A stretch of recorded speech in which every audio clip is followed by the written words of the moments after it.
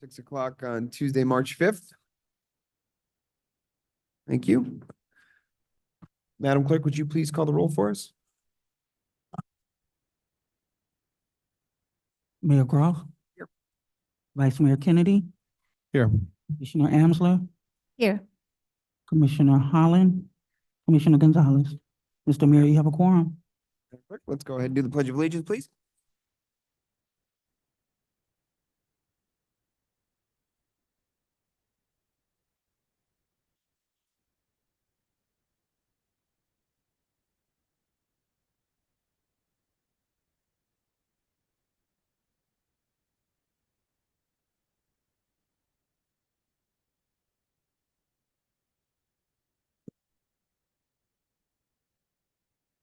Greg.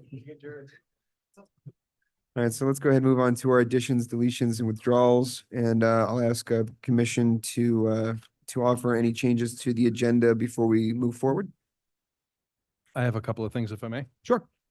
First of all, we were to have a discussion tonight about our meeting with Miami-Dade County Mayor Cava next month, and that I thought that was going to be on the agenda tonight as a discussion.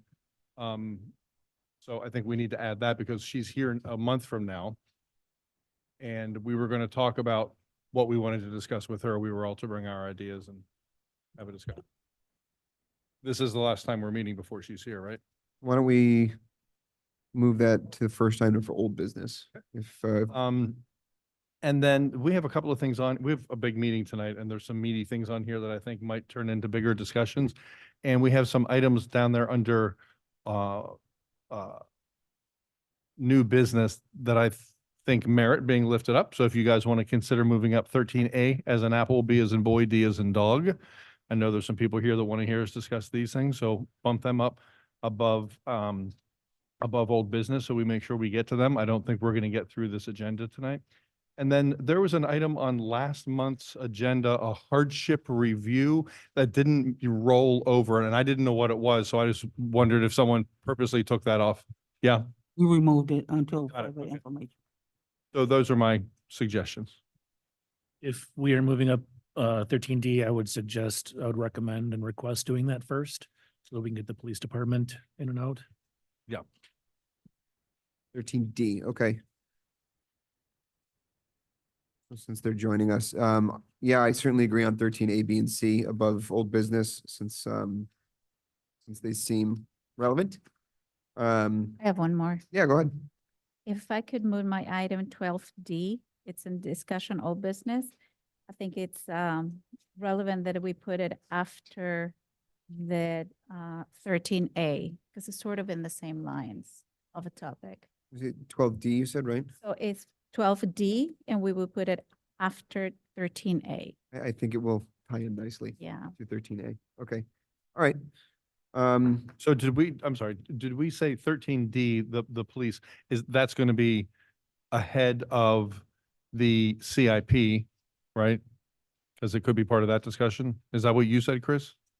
We should do 13D prior to anything else. Prior to the other ones? Yes, I agree. All right, so then the order that I have, at least for this section, would be 13D, 13A, and 12D, kind of as a conjoined, then 13B and C. And then that would move us into 12, which would start with the update for the meeting with the county mayor before we move into the remaining items. So that's what I have. There was a question I know that was raised about one of the consent agenda items. I just moved off consent. Sorry, There our is first no- ordinance, excuse me, 10A.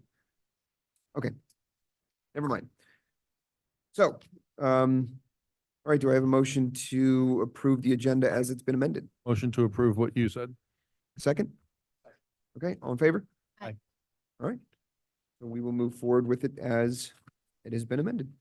We've taken care of our presentations at the earlier conference, so let's go ahead and go straight to item 6, our public comment. We'll start with people here in the log cabin. Please provide us with your name and address. The public comment is 3 minutes, and once we're finished in here, we will move to Zoom. So anyone, feel free to go ahead and get us started.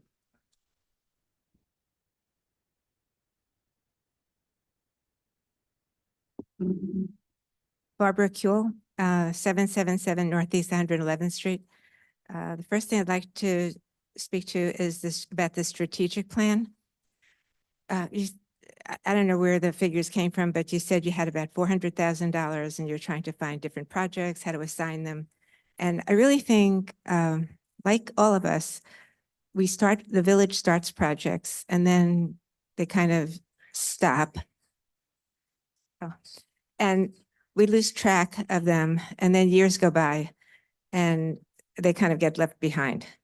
I think you need to think about the most important things for this village. And right now, to me, it's the Public Works building. The equipment is not protected. We're going to lose equipment.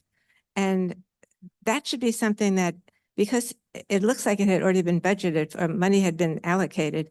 I don't know why maybe the process has started, but we're going to be in the rainy season soon. It's going to only get worse. The second thing is log cabin. I saw that there was something about a roof, that it needs a new roof. I assume that's because something's leaking, something's not right. We spent $1 million having this building renovated. We're heading towards the summer. Before we turn around, it's going to be hurricane season. This should be addressed. This building is also not in compliance with code for handicap and the lighting. This is a code requirement. From the time this building was renovated, the village was told that it was not in compliance. The village came back, but we didn't have enough money. This is where you should start spending the money, because you don't know how much this is going to cost. The same thing for the Public Works building. There's $120,000 allocated. When we built the main building, there was remediation because of the soil. There's a lot of things that can go wrong. So start funding those things. The other thing, the roads, the evaluation. That is really important because it'll probably lead into getting grants.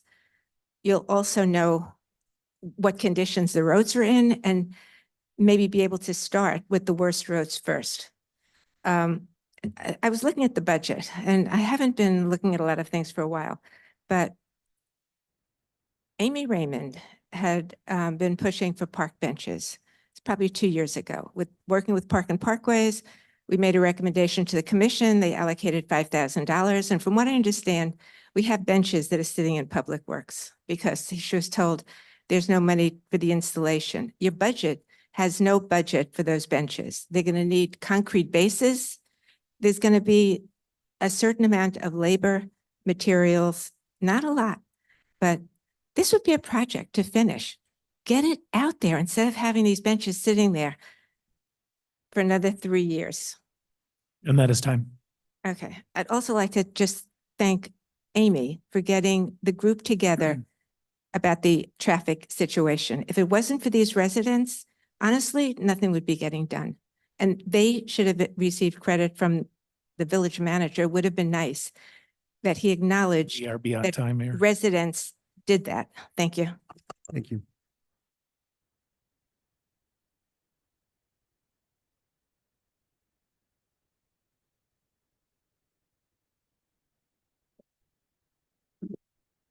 Gary Kuhl, happily residing at the same place Barbara does.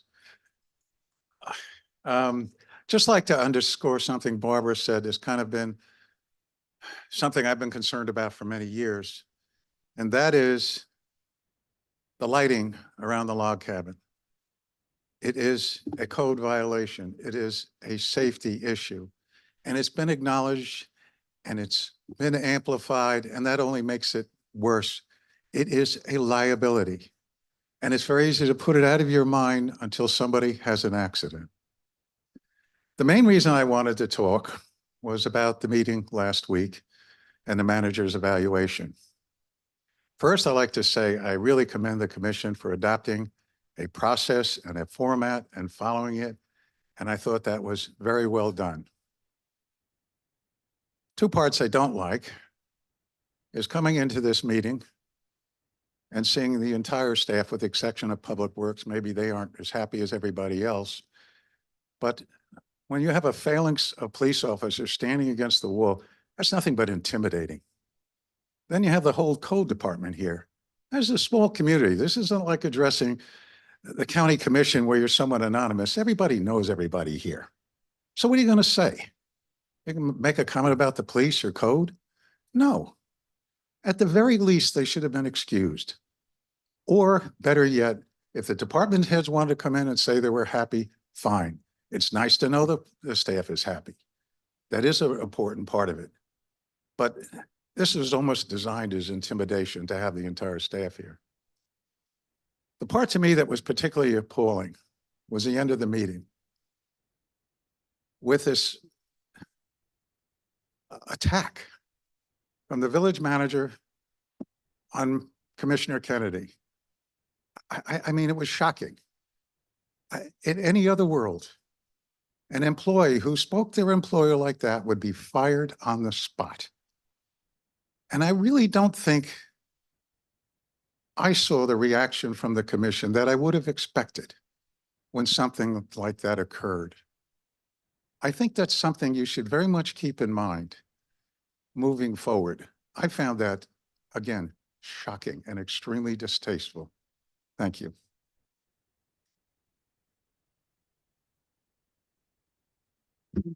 Alexander Bernhard, 1015 Northeast 120th Street. Just kind of quickly wanted to touch on two topics, one of which was street lighting. I know that that's something that's been brought up a couple of times, and it's not 100% clear how much control we do have over that with FPL. It's sort of an agreement we have with them, but I've seen what happened in other parts of Miami-Dade with the way that lighting turns out to be like just, you know, like sunlight in the middle of the night. And that's one of the things that really sets our village apart. We need to be on top of that, because if we're just going to leave it to FPL to come in here, they have changed a couple of the street lights to LED, and they're actually not bad. They're like warm white LED. They're not too bad, but we should definitely be on top of that with FPL. The other thing in terms of traffic calming, I was very happy to hear that the group got together and they discovered this interlocal agreement that allows us to have control over traffic calming measures. I'm 1000% for that. Please, let's do that, you know, as soon as possible. Wasting this $14,000 or whatever it was in the traffic study that's going to then lead to another $200,000 for a different thing, whatever, like, let's get all that out and just start doing things. People are going to get hurt. I mean, and by the way, I've brought this up several times. A lot of the infractions, and I'm sure the police officers will agree as well, are actual residents here in the village. So we like to say that it's like people outside trying to cut through. It's people here in the village that are doing this. So, you know, people need to be held accountable that are actual residents as well. I know that the officers do that, and they don't have any kind of, you know, policy in place to let people off the hook. And I'm glad to know that that's the case. But if we can adopt whatever ordinance is necessary to have this independence and be able to do the traffic calming measures ourselves and handle it all internally, by all means, let's do it.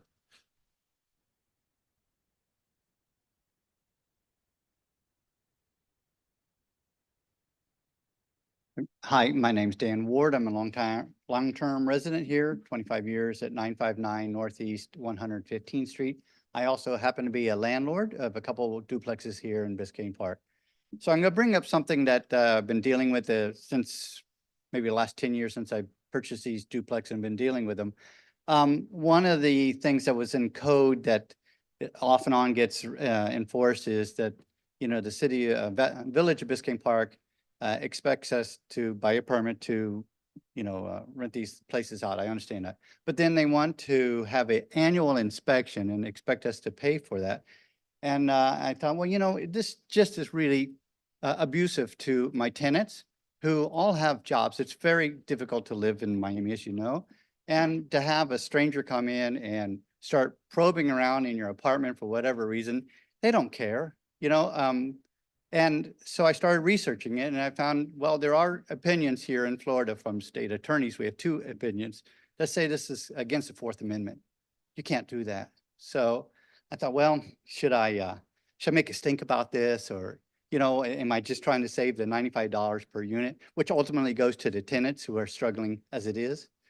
And I'm thinking, well, you know, I'm upset by politics like everybody is. And I think it's time in these areas, if I don't stand up for my tenants and my rights, then who's going to, you know, am I supposed to sit back and wait for other people to make these decisions? So I'd like to bring this up. I've actually started writing a letter, but I'm, you know, not the sharpest tool in the shed. So it's taking me a while to write a letter. I'm going to send it all to you guys, and at least you know who I am.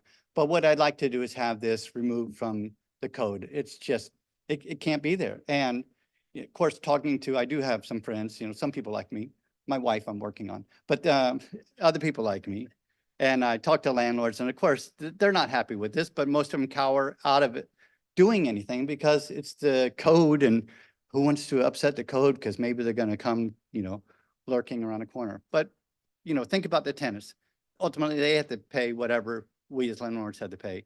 And to give up a day of work dealing with their kids or whatever, and to have a stranger come in and sure, code enforcement, they're probably wonderful, beautiful people, but who knows, 5 years from now, maybe we have an underwear sniffer that comes in, and who knows, there's no telling what the future holds, but the people that set this country up knew that whatever you set up, and the government's always going to try to creep into more and more areas of your life. And so they said, okay, well, your residence, whether it's, a rented or whether you own it, is yours, right? If the government thinks it's so important to go into your property, they can easily go and get a warrant. And that's all. If there's something going on and the city's concerned, they'll get a warrant. That is time. Thank you very much.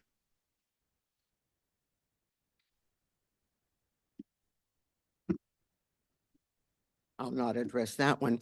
Janie Anderson, 11905 Northeast 11th Place. Agenda item 12A, discussion on increasing manager's authority to obtain goods and services.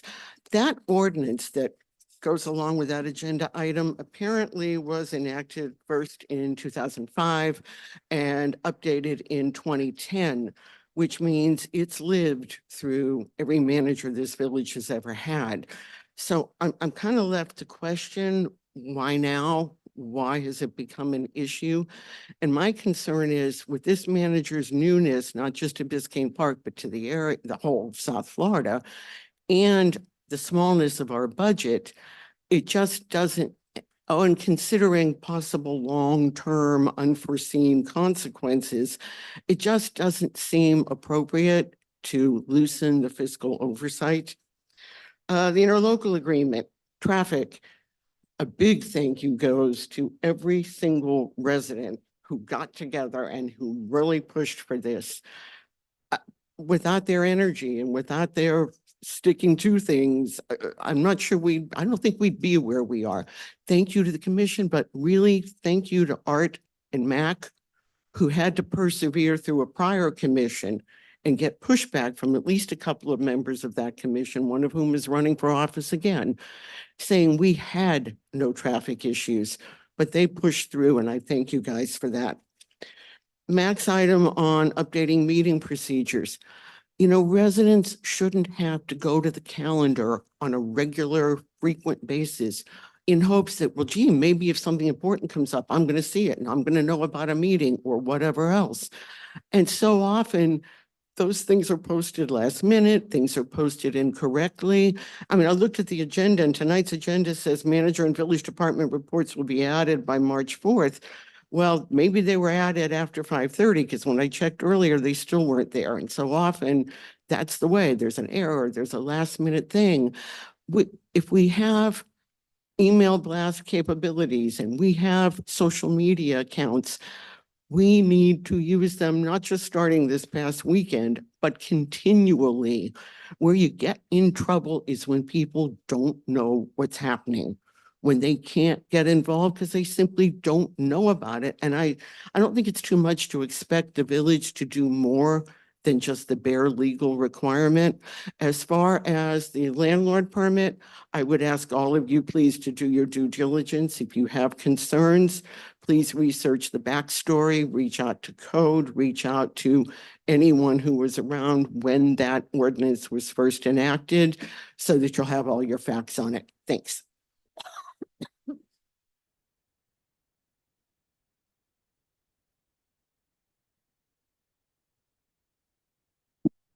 Good evening, David Raymond, 11520 Northeast 9th Avenue. Like others, I'd like to thank the residents who voiced their concerns about all of the traffic issues here. And I'd like to thank the commission and everybody else who's been trying to remedy that and for finding the local agreement. I think Jonathan and one of our commission hopefuls, Ryan, I think ferreted that out. I know that probably wasn't easy. where were you guys 3 years ago? I don't know when that came out, but thank you for finding it. We're very appreciative. And I completely support that. Related, I know there's a request, well, not, I shouldn't say a request. It was a request from the commission to the chief for the cost of additional officers. I fully support that. Thank you. And I also want to thank the chief and Deputy Chief Steele, because there's been a great presence out there of late. We've seen police officers all over the place. And I think it's wonderful. Thank you. So two quick things. Building department privatized. My big concern with that is that, I mean this as a complete compliment, Linda Dillon, but I think you are the holder of institutional knowledge at Town Hall. So I don't know if we get rid of the building department and building official here, who do we have left kind of on the inside? That would be my concern. I don't know if Gage and his committee at Planning and Zoning are good with that or not, but I'll leave that to them. Finally, I am organizing a candidate forum. With the elections coming up on the 9th, I don't believe that there's early voting for that, but we're going to try to have a forum. I put something out on Nextdoor asking if Saturday was better for this or a weeknight. Results are sort of mixed at this point, about half and half, leaning a little more toward the Saturday. I've spoken to the candidates, and by the way, the candidate information is not posted on the website. I emailed the clerk about that a few days ago, but from what I've spoken to 3 of them, Mr. Easton has withdrawn, and I guess he came to his senses before you all did. And but I want to be able to pull this off with the use of, if I could, the log cabin, which is why I'm talking to you about this now. If it were possible for you to waive the fees for us to use the log cabin for such an event. And if so, I don't know what the situation might be with having that taped. We're going to have presentations by each of the 3 candidates, and then everybody's kind of going to break off and have individual areas where they can have questions. We've talked about different formats. Not everybody agreed to the debate format. Some people found that a bit redundant. Everybody, by the time you get to the last person in line answering the question, you've heard it, you know. So that's what we'd like to do, if I could get the commission's consent to waive the fee for that. And if I could work with staff to see what they're capable of or not, what they're allowed to do, I should say. I'm not sure what they're allowed to do. What was Thank you. the date? We're looking right now That is at the time. 16th. Or if I may, a weekday preceding that or following that. That calendar for the week before that is completely booked with commission meetings. The week of the 16th, I think, or the week before that, I think, is completely booked up with meetings, or the week after, whichever. We are overtime. Thank you. Take a look. Hi, good evening, everyone. Gage Hartung, 1029 Northeast 114th Street. A couple things real quickly. First of all, is there just a quick question. Is there permission for somebody to deliver these and throw these on our front yards? I'm just curious because to me it's litter, and I'm just curious if there's actually a process for approval for this, for the one that we get from Miami Shores, the egret. Like, it's just garbage that's thrown in our front yard. Anyway, interlocal group agreement, that sounds great. My only question is, what are we giving up for that agreement? Is there a downsize? Are we now going to be charged with having to maintain our roads? Or there's usually a flip side to something that's good. So I'd be curious to hear that part of it. The reason I'm really speaking tonight is regarding the outsourcing of the building official, or the person in our office. Have a real issue with it. I really think that this is something that we should keep in-house. We should have an employee who is in charge, who is, and like David said, and he used the word I was going to use, institutional knowledge. The one person that's the longest serving in the Village Hall is Linda Dillon, and she's a volunteer. I mean, we really should have somebody that is a village employee that is looking out for the village, that our residents get to know when they come in. They are somebody that remembers that there's a permit, that this person did this once. When we let it all go, it's going to become outsourced, and then that new person could be transferred out, and we could end up just having a bunch of different people, one after the other. A village employee is very important. I understand we also want to change our system that we paid a lot of money for recently to the CAP system. So what happens if we switch all our files over to CAP, and then a year or two from now we break up with CAP? Does that mean all those files go away with CAP, and how do we get them back in-house? It's just, it doesn't seem like it's really a beneficial thing. We all remember how it went with Waste Pro. We outsourced to Waste Pro, and the next thing you know, they're threatening to jack up our rates and not collect our trash, and we're being held hostage by a corporation. We are a small community. We're not some big company or city like Miami Beach or something like that, where a CAP agreement might work because it's such a large organization. We really need somebody that is here in the village that that is looking out for us. And if all is this just to save money, $10,000, whatever it is, then don't have another one of these workshops and another one of these studies. You know, it's just, it doesn't seem like the long-term effect of this has really been thought out, and what would happen when CAP leaves and when our agreement with CAP is over, and we're stuck in a lurch because all of a sudden everybody in the village just left. All the village hall's gone, and there's nobody there that remembers what it was like a year ago. So anyway, thank you very much.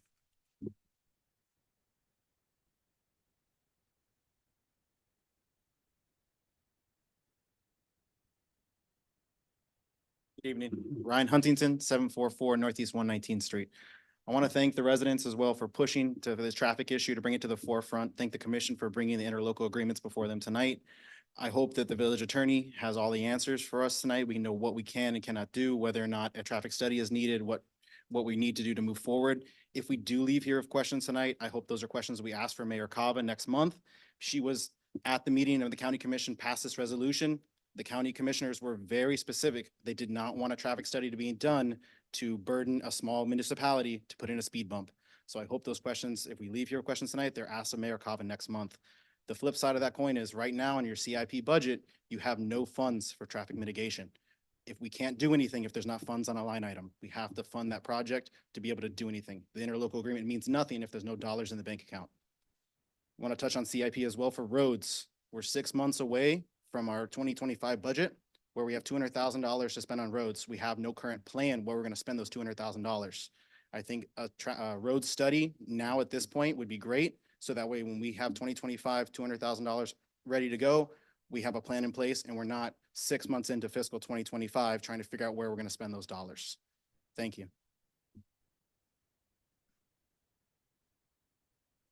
Have permission to break procedure and just say a couple of quick words? Okay. One, I'd like to underscore what Gage said about the village clerk. I think that's essential, very, very important function. And it does seem to be somebody that is invested in the community and working with the community. The other thing, with that in mind, I believe that you were supposed to get something back from the village manager about the cost involved of having that in-house versus outsourcing it. And I believe that you had asked for that specific information. Thank you.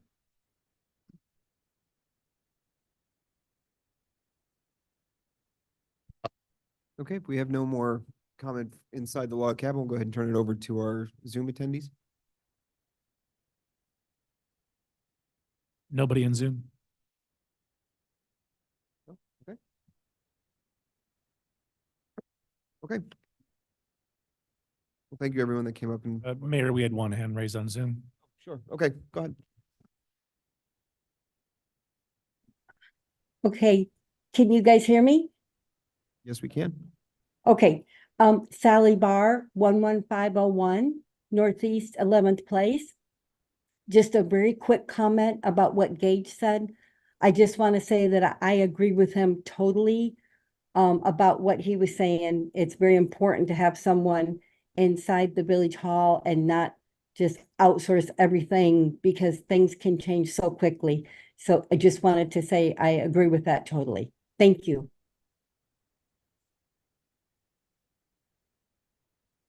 Nothing more. Okay. All right, great. Thank you, everyone who provided some public comments for us on our items. Very quickly, before we move to reports, just a question for the commission. We have a request to waive the log cabin fee for our candidate event. We can address that now if that's all right with everyone. I'd be in favor. Go ahead. Yeah, please. So 'Cause I don't have some of the institutional knowledge, but what are the other circumstances where you waive that fee? I can't hear you, Brad. What other circumstances have you waived that fee? Because the, Events, when the boards have come to us and put on events here, they'll come and ask to waive the fee for it. It seems. Prior. And we've waived the fee before for the same thing, not specifically here at the, I just want to make sure that Yeah. the criteria is. we've done that before, yeah. Okay, thank you. So, I think it's fine. I think it's important. I think it's maybe one of the only venues people get up here and get a chance. So, sounds like we have a consensus to go ahead and waive the fee. Yes. Great. Okay. Okay, do we have any, commission reply to comments at this time? With the understanding, of course, that One, just very quickly, I was going to ask to do that, so thank you. And also to Dan Ward, if you could send that information, I would like to take a look at that, please. Thanks. We're going to discuss all of this. well, yes, a lot of these, will come up with these items that we've moved up front. We'll be talking about them very shortly. Great. I have one very quick item. Sure, go ahead. Apparently I was a little late in the idea to email Bradley about the proper procedure towards putting forward, proposing an ordinance or a resolution. As you know, I'm very new to this, and by the time I figure it out, I'll be gone. But maybe it'll serve me later when I come back, which I don't know if that's definitely not happening in April.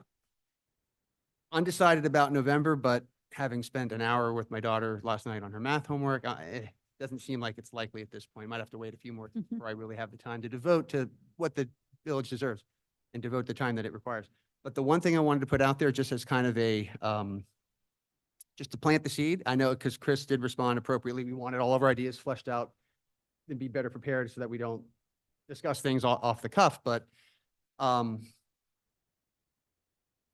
because of the comments that we've heard about budgetary concerns, because of the concerns we've heard about wanting to hire more officers and the cost that'll go with that, or the cost that will go with some of the other things that are kind of in a discretionary place right now, I wanted to just plant the seed of an idea of working with some of the people on this dais to try and put together some verbiage towards a resolution to allow the Village of Biscayne Park to utilize debt in extremely limited circumstances. Obviously, I don't want to read about us in the news 10 years from now that we overspent, did a bunch of crazy crap, and now we're broke and we're, the laughing stock of Comedy Central and everyone else. But I'm far from a financial genius. I have an MBA. I've been working in corporate America for 20-something years. Paying cash for a building is pretty ridiculous, in my opinion. That's something that can be amortized. That's something that can be spread out. Now, this is a prefab building. It's not a concrete building, if I understand this correctly. So it's probably not going to have a 35 or a 39-year life.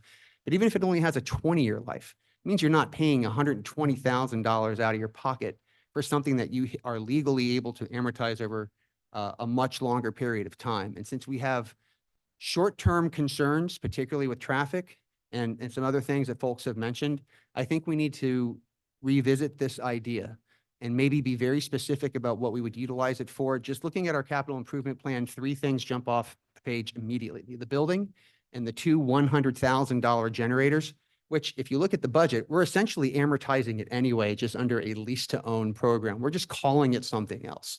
It's essentially debt. So I would like to follow up. I mean, I don't want to violate sunshine laws, so I didn't want to reach out in the 11th hour, but I would greatly appreciate it if at some point before the next meeting, I can work with some of the folks up here to try and make this something that we can talk about appropriately, formally. If it has to be put to a vote, we put it to a vote, because I think just amortizing those 3 things would free up, just by way of example, let's just say instead of a 39-year term, it's a 20-year term for this prefabricated building, which I think is probably a safe assumption. Instead of paying $120,000, we'd be paying 10. We'd be paying a fair amount of interest over time. That's typical of any sort of mortgage situation. If we were to move the generators to a 5-year life, instead of paying $200,000 in, let's call it year 1, we'd be paying 47. So we're freeing up ballpark, just back of napkin math, about $300,000 in 1 year. that gives us a lot of leeway to do a lot of things to a lot of roads and a lot of other things that we think are right now nice to haves in our, in a big bucket of unobtainium. So just planting that seed out there, Mr. Mayor, Mac, whoever wants to work with me on this, please reach out. I'm happy to help formalize this and hopefully put it to a vote. Thank you. That sounds like something we might, you could include in the CIP conversation that we're going to have here later in the meeting. It's on the agenda, so we can Think certainly the same discuss thing. it then. I didn't want to make it a formal discussion item because the meeting's already pretty dense. Just make it but- part of that discussion. is what I'm Okay. saying. So, Sounds good. Mr. Mayor, if I may, just Commissioner Collins' comment. Certainly it's something that you all can discuss, but you all collegiately or collectively in any form can't reach out privately to discuss that matter. That would be a violation of sunshine. Right, of course. That would have to either be done during I think if we start in, public meeting or. right in the manner which been suggested that it's part of that discussion, we can maybe broach the subject then and see if there's Okay. merit and some. See, that's where I was confused. Like, I can't work with one or two people on this dais and I don't want to wait till an actual meeting. So, Only do it, there could be a workshop, it could be a special meeting. it could okay, be During CIP, it has to be a publicly, if you're meeting with any other commissioners to discuss right. village business, you would have to meet publicly. Agreed. I would want the finance director there, even if it costs us. Public has to be noticed and. Public has, of course, yeah. This, I mean, I'm sure there are some people who don't like debt. I hate debt. I have an American Express card. I pay it every month. My only debt is my student loans and my mortgage. That's it. So I don't want us to be carrying a lot of debt, but a building, come on. Why don't we take a look at it and bring it up for discussion when we get to CIP? And then I would encourage you and Brad to get together post-meeting to talk about it. Great, thanks. Okay. So let's go ahead and move into our reports. And we can start with our manager's report, if you'd like to get us started, Mr. Manager. Yeah, absolutely. There are just a couple things I wanted to bring up tonight. The first is, I believe the commission is all aware that we have a member of our police department assigned to a federal task force. As part of that assignment, we pay the wages, we pay the benefits, but we also receive a portion of any seizures that they make. Because of that relationship, rather, we have two incoming checks. One is going to be for approximately $300,000. The next one is going to be approximately $200,000. And then the third is going to be roughly $15,000. So these are funds that are going to be coming to the police department specifically. These funds have to be used on police things. So that can be buildings, equipment, vehicles, supplies, IT services, things like that. The only thing they cannot be used on is labor. So they can't replace a salary, for example. The way this is going to benefit the village is that's essentially $500,000. Some of it I'm going to recommend using for some things that the police department needs. Some of it we would be able to offset some of those costs I just mentioned, which means we don't have to take funds from our general fund to pay for vehicle leases, for example. That's going to free up some funds. Go ahead. Discussion about how you plan on doing that. Chief, these are federal shared funds, justice or treasury? They're funds from the Department of Justice. Okay, so if they're justice funds, there is a guide to equitable sharing that's out by both the Treasury and the Department of Justice, which lays out specific uses or permissible uses for those funds. But one of the main premises of being able to accept those funds is you cannot use those funds to supplant your budget. And when I talk about the budget, I'm talking about the budget of the village. So, and what the Justice and the Treasury Department do when they look at these funds is they take a macro approach. So for instance, if the police department's budget, I'm just throwing out a number, is $100,000 a year, and you get $50,000 in shared funds, which is what the funds are called, you cannot reduce the police department's budget by $50,000. That would be supplanting. And if you do that, if you do it and you're audited, the ramifications are pretty severe. As far as you must pay back the money, there can be penalties. There also can prevent you for a period of time of receiving any shared funds. Does that mean that you have to spread the funds kind of pro rata in proportion to where the budget currently exists? Because otherwise it could be seen as moving things. It's supposed to be a supplement to the police department's budget, not a replacement of their budget. Oh, just the police departments. It only, yeah, there's only, Okay. as a matter of fact, let's say, for instance, just to further explain it, let's say you decided to build a building here in the village to house the police department. And let's say you also wanted to make it a city hall to house commissioner's offices, the manager's office, something of that effect. You could not use the total amount of shared funds to build that building. You would have to determine, okay, it's a X number of square feet. This is how many square feet are going to be for police. This is how many square feet for the village personnel. And you would have to only use that portion of the pro rata shares, or costs and funds that would go towards the police use of that building or that piece of equipment. And Brad, what period of time do we have to spend that money in? Can it roll over to following years if we don't have a need for it now? How long can we hang on to it within their budget? There is time limits. I can't remember off the top of my head. I don't know if the chief remembers. It's been a while since I've looked at that guide. There are some time limits, but they're pretty lengthy. They're Let's- pretty- I'd like to have a conversation with you offline that's contradictory from from the info I received from DHS. So I just want to make sure that we're all on the same page and I'm understanding correctly. Yeah. Because I've had a couple conversations with DHS and I just want to make sure that then we're all on the same page. Regardless, that's $500,000 plus coming into the police department because we have our member assigned to the task force. There are two other things to mention. One is the 20 vehicles and 2 speed sign trailers that we just had donated from the Miccosukee Tribal Police Department. Those vehicles are currently sitting over at Public Works. Most of the vehicles, except for one, are over 100,000 miles.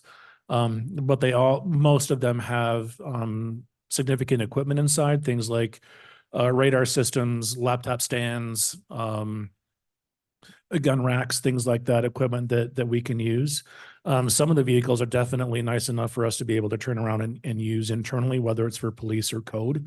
So we're planning on doing that. But that was, again, 20 vehicles coming from Miccosukee. I'll be coming to the commission at the next meeting with a request for an official thanks for the tribal elders who approved this. In addition to that, we are still expecting something coming to us from the Palm Beach County Sheriff's Office in the way of vehicles. We don't know what that's going to look like yet. We're waiting for them to get their new vehicles, at which point we'll be able to take a look at what's coming our way. So as I had mentioned previously, we're essentially looking at being able to upgrade our fleet. Right now we have, I believe it's 13 vehicles older than 6 years that are killing us in maintenance. Through these 2 donations and some of the processes we're going to take inside, we're going to be able to upgrade our fleet to hopefully nothing less than 6 years old, with one exception, and decrease our maintenance costs significantly. So I just want to shout out or give a kudos to the police department. Our chief has been working on the Palm Beach County stuff for months now. And the Miccosukee donation came as a direct result of Deputy Chief Steele and his connections at the leadership class that he's taking. Chris, may I ask you a follow-up question to the 2 items? The one is the money that's coming in, and then the vehicles that you got. Can the money be spent to get those vehicles that you're going to use upgraded, given that they're not in the current budget? They were donations. So Those are new items. I'm not going to answer that because the information that the attorney and I have is different, and I want to make sure that I get that information correct before answering that question. So we'll hear more about that in the future. Correct. But the vehicles that we may unload, we'll probably sell, right? Is that the plan, and make some money on them as well, right? Correct. Some of them that we cannot use, we will put up for auction. Those funds then would be used for things like outfitting the new vehicles or adding graphics or repairs if we need to make. The speed signs, those are operable and utilizing those? We were told they were operable. We're working on it. They are missing some of the equipment. So we're trying to figure out what that is. I know the deputy chief is reaching back out to Miccosukee to find out if there's something missing. If not, I'm assuming the bill for the missing equipment or the repairs that need to be made is going to be far less than purchasing a new sign. Thank you. Okay. Thank you. Are there any other specific questions about the manager's report before we move on to our attorney report? If I may, sorry, before I close, going to put you on the spot, sir. Juan Penna is our new, relatively new Director of Public Works. He comes to us with 40 years of experience at West Miami. He is the one spearheading the drain cleaning program, drain identification program, installing the new no parking signs. He'll be the one handling the slow children playing signs that we just received as well. He has already done, in the few months that he's been with us, he's done some absolutely phenomenal things. I've received compliments from Commissioner Steinberg's office on what an incredible job he's doing representing our interests there. So I just wanted to recognize and introduce Juan. That's all I have. Thank you, Mr. Manager. Me too. Thank you for being here, Juan. All right, do we have any other questions for the manager's report and the report that was provided before we go to our attorney report? Okay. All right, thank you, Mr. Manager. Let's go ahead and ask our attorney. Mr. Attorney, do you have any report for us this evening? Short and sweet. Okay. I have nothing for you today, this evening. Thank you. Okay, great, thank you. Do we have any board reports or anyone present to provide any board reports to us this evening that would like to stand up? We did not have any submitted to us. All right, so let's go ahead and go to our village commission reports. Go ahead and open the floor to any commissioner that would like to share an update for their section of their report at this time.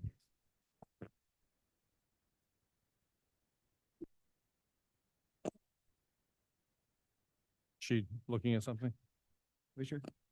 Sorry, no. Oh, we're, I'm oh, sorry. okay, we weren't sure. Okay, I have something really quickly. So, last week we had Chris's evaluation and, he got an above average evaluation and it all went very well. I thought it was very productive. And one of the things that I said during the meeting was that I was going to try to write my relationship with him and make it better. And we've started working on that. So I want you guys to know that we had what I call a reset meeting. It went okay. And we'll see where it goes from there. But that having been said, and this is not meant to be confrontational in any way at all, but that doesn't mean that I don't discuss something that I think needs to be discussed. And there was something in his report today that I think merits discussion. And I don't know if the rest of you caught it. So on the agenda tonight, I believe Janie Anderson mentioned that it says on our agenda that the department reports would be added to our agenda and they were not added. So they're not on there. The residents have not seen these, but we commissioners saw them because Chris emailed them to us yesterday and said they would be added to the agenda. They weren't. That's not what I'm here to complain about. And this isn't really a complaint as much as an observation and a concern, let's call it. In Chris's report to us, I have it here in front of me. I hope you all read it. Did you all read it? Okay. He discusses that he's doing more community outreach. He was in the village this weekend, driving around on Saturday and Sunday. I ran into him. We had a nice little chat. I witnessed a resident like literally chasing him down the street, trying to talk to him because it says village manager on the side of his car, his SUV. But, and then in his report, he also references that he'll be attending some other village meetings. But then he goes on to say, in an effort to even out his hours, he'll be taking some time off during the week because of these weekend hours that he's putting in. That's a concern. Did you guys all see that? Did you see it in the report? I did, and I guess I'm lucky enough to come from a corporate culture where that's accepted, so it really didn't, Okay. it really didn't. For those of us who have sort of executive leadership positions, we aren't paid by the hour. And to have the chief executive of this organization say, I'm going to be taking time off work to even out the time that I put in on weekends, I don't know, it just rang a little strange to me. I travel for not this job, I travel for my real job. I attend weekend conferences throughout the year. I attend evening events. I do not have a 9-to-5 job, but I'm paid a salary. I'm not an hourly employee. I'm paid to get the job done. I can't imagine the day that I would go to my boss and say, I'm taking some time off work this week because I went to that conference last weekend, or I stopped by and did something with one of our clients here in the area, which I do as well. So that concerns me a little bit. It's not what I'm looking for in our manager, and I wanted to put it out there and see if you guys had any opinion on that. Yeah, let me add very briefly to what I said before, which is in the companies I worked with most recently, the hospital notwithstanding, because hospital culture is very different. Even the doctors clock in at the hospitals, but most of the other environments I've been in, to your point, these kinds of things are okay as long as the job's getting done. So if the job's getting done, we don't want to micromanage anybody, but I guess there's been enough concern lately that I can see why you would be concerned. So I just wanted to clarify that that's what I meant by, Okay, fair enough. I tend to be good with it as long as the job's getting. Well, I don't, to your point, I don't consider Biscayne Park to be rocking and rolling right now. We just gave him an above average evaluation and it's early in his tenure, so he has a lot of work to do. I get it and he gets it too. But, I don't know, it just kind of, it just didn't, I didn't like seeing that on a report. And also, and this is, I'm always trying to like sort of cross Ts and dot Is. If I don't say something and it's just in there and we let it go by and no one has, if I'm the only one that has a concern, then we keep moving by. But if I don't say something, then it's in writing and he always, it's basically become his new policy for how he operates his hours in the village. So I don't like the idea that our manager is missing during work hours when we have so many things going on. My God, the CIP alone could be like 5 people full-time, you know? So at any rate, I would like to hear your opinion on that. That's my feeling on the topic. For me, it's not an issue. I think also I come from a different culture when it comes about just managing your times in a way that you find it efficient. I trust that, I know you've been late hours on the weekend and getting all these vehicles in place. So for me, it's not a concern. I trust its judgment. Well, for me, is I feel the same. I don't think I would have written that down, but but I would have, you know, the work-life balance is very important for me and for people that I work with and people that work under me. So I understand it, and like John said, as long as the job is getting done, yeah, perhaps writing that down wasn't, but you know, yeah. So I'm okay with it as long as the job gets done. Well, I appreciate you pointing it out and highlighting it. I think following our evaluation session, we have some clear markers on what we would like to see improved. And if we're not seeing improvement and we're seeing that, you know, there's time off, I think that that's indicative of something. So I think it's certainly worth something that we're paying attention to it, and I think it merits paying attention to. I thought it was my obligation to bring it up. I have one other thing I want to mention. Someone mentioned the officers that came to our last meeting, and they've come to a couple of meetings recently. So far be it from me to say people shouldn't attend our meetings. I love having a packed house. I wish we were overflowing with people as we used to, and this is a great crowd tonight. I like seeing staff here as well. However, that all struck me as being uncomfortable let's just use the word uncomfortable. I personally am not intimidated by it. I don't think it was an intentional intimidation kind of a thing. But I will say that having a whole bunch of police officers in uniform lining the walls and standing over here, it's just an odd optic to me as well. So my response to whoever brought that, Barbara, was it you who brought it up? Was it Gary? I don't disagree with you. I thought it was awkward as well. I like our cops and I'm always happy to see them here. My suggestion would be next time we have 10, 12, 15 cops lined up, maybe Jonathan, you could invite them to have a seat. Yeah, certainly. I would have no issue with our police officers taking a seat. I think we are open to the public, so I don't know that we can restrict anyone from being here. No, I'm not suggesting we should, but I do understand why, and Gary said it, but I heard it from several residents this week that they thought the code people in the front row, all the cops in the room, that it was a little odd. I think we'll find some chairs then and There you go. have everyone take a seat for our meetings, and that way. Make sure there's enough chairs If for. you'd like to sit now, Chief, we got a spot up here for you. Okay. Thank you, Vice Mayor.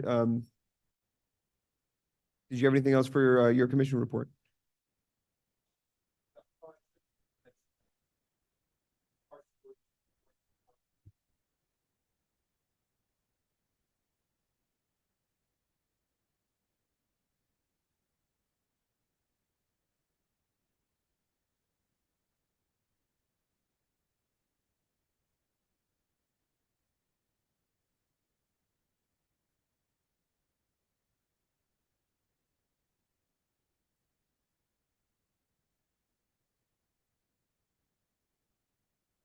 Excellent. Great. we have any other updates for commission report? From any other commissions? No? No. So I will say, this is obviously coming up, in the interlocal agreement, but, just to give everyone a quick little breakdown of the meeting that I had with the county commissioner, Commissioner Steinberg. It was very productive. They're very cordial, they're very courteous, and they're very willing to help us. I think the first thing she said to me when I walked in was, we have our attention and we have our sights set on you. So she's aware that we are in need of some help. And her office, her legislative aide, everyone was very willing to help. I think I spent almost 2.5 hours there. And I think the commissioner left for a meeting and I stayed with her staff, who were more than happy to have me there. And they provided me with a lot of what you're seeing on the back up here this evening. Well, they provided me with everything, and they put us in touch with the county traffic engineers. So they've been very helpful. The plan is to have the commissioner come and visit the village, do a ride through. I know that the chief is involved in that, and the manager will be involved. That we want to point out to her a lot of the things that we are and our residents are seeing from a traffic standpoint and from really every standpoint. So that will be very productive, and I'm looking forward to that too. So, you know, I don't want to spend too much time on it because we're going to be coming up on it, the interlocal agreement, but suffice to say, they were very helpful and they were very willing to work with us, and I think that they're going to be very supportive. So it was a great meeting. One other thing I wanted to bring up to the commission was the League of Cities had reached out, and they'd like us to kind of appoint that point person again for someone for the village. I think they give it the role of director, so they ask, does anyone want to put their hand up and serve in that role? It doesn't restrict any of the commission from attending those meetings. I did it last year, and it's really just kind of a title, and that you're there for support, and that you get board of directors emails if there's, you know, a county commission, a county committee that they might be putting together, things like that. So I wanted to bring it up. If there was someone that was particularly interested in serving in the position, then be happy to have them do that. If none, Can we talk after the meeting? Or is that no? no. We cannot talk after the meeting. If you're not going to be in the role for much longer, the role begins in May. Oh, never mind. So that we would have to wait. We don't have to tell them until April sometimes. We have some time, but again, still would encourage everyone to go. They're good meetings. They're good opportunities to be in touch with the county electeds and everyone else. So just want to put it there. Everyone can think about it. We can talk about it again in April if we'd like, if someone is particularly interested. Okay.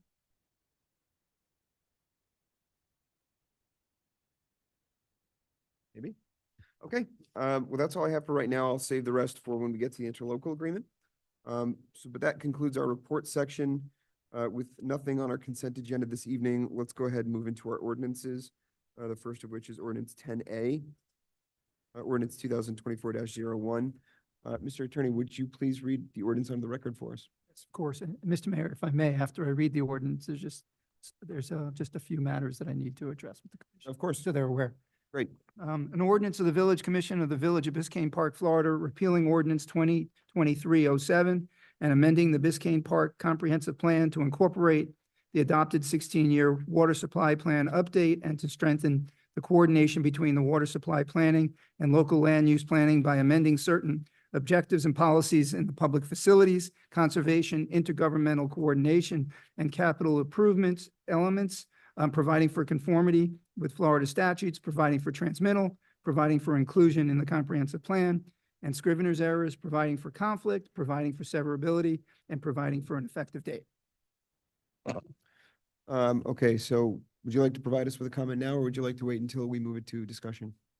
However, it could be either way, whatever your preference. Okay, maybe you can give us the information so we'll know whether it would affect anyone's interest in discussing or moving it. I think that might be better. Go ahead, Okay. please. So from our previous discussions, if you all recall, this ordinance was approved some time ago. There were some issues which required us to reapprove the ordinance. It was our anticipation, since the ordinance had been approved by all the reviewing government entities, that it would be approved as is without any changes. We made it through 2 out of the 3 governmental entities with regards to approval of the ordinance as is. Miami-Dade County did ask for some very small, they're more wording than anything else, amendments which are incorporated into the second read. And Alex, David, and I went through it to make sure they're incorporated. Just so you all have an idea of what they are. In section 3.5, which is on page 22 of the plan, where it referred to Florida-friendly, the county is requesting that it refer to Florida-friendly landscape instead of xeriscape. Is one of them. The terms have basically changed over the course of the time, and there were some new employees in the county that kind of wanted these changes. With regards to 3.6.1, which is on pages 23 and 24, they asked us to delete the reference in this section to reuse projects, to recharge the aquifer and reuse irrigation projects at the North and Central District water treatment plants. And their explanation was these projects have been canceled. Per the water district adopted work plan, the water district's reuse efforts currently include implementing a total of 16.4 MGDs of reuse at each of the water treatment plants, primarily for in-plant process water use. In addition, the water district will be providing up to 15 MGDs. I don't know what that is, so I'm sorry. That's why I'm using the initials of reclaimed water from the South District water wastewater treatment plant to the FPL facilities at Turkey Point for Miami-Dade County Resolution Number R579-20, approved by the BCC on June 16, 2020. And then on page 27 of the plan, which is capital improvement schedule, on table 7, they noted that the water district's water use permit, the C51 project, is included as an alternative water supply project. So they asked us to incorporate those changes, which have been done. Okay, great. Thanks, Brad. All right, so having heard the changes that the county requested we make, is there a motion and a second to move this item to discussion? Motion to approve. Okay. Is there any public comment on this item? Okay, seeing none. Is there any commission, we'll move this into discussion then. Is there any discussion on the item before we move to approve it? There's nothing on here about water pressure, is there? Yes. Oh, there is? Yeah, there's something about water pressure. See that. Don't ask me where. I read the whole thing again Something over the weekend. There's something about water pressure. that. Minimal, maximum, something. I have one thing. In policy 1.13, there was some wording that was crossed out to be removed, and then it was added back in on this version. I think whoever did that must have just realized there was a mistake made and put it back in. Was that the case, Brad? It's highlighted in yellow and underlined. Policy 1.13. In the ordinance, in the ordinance itself.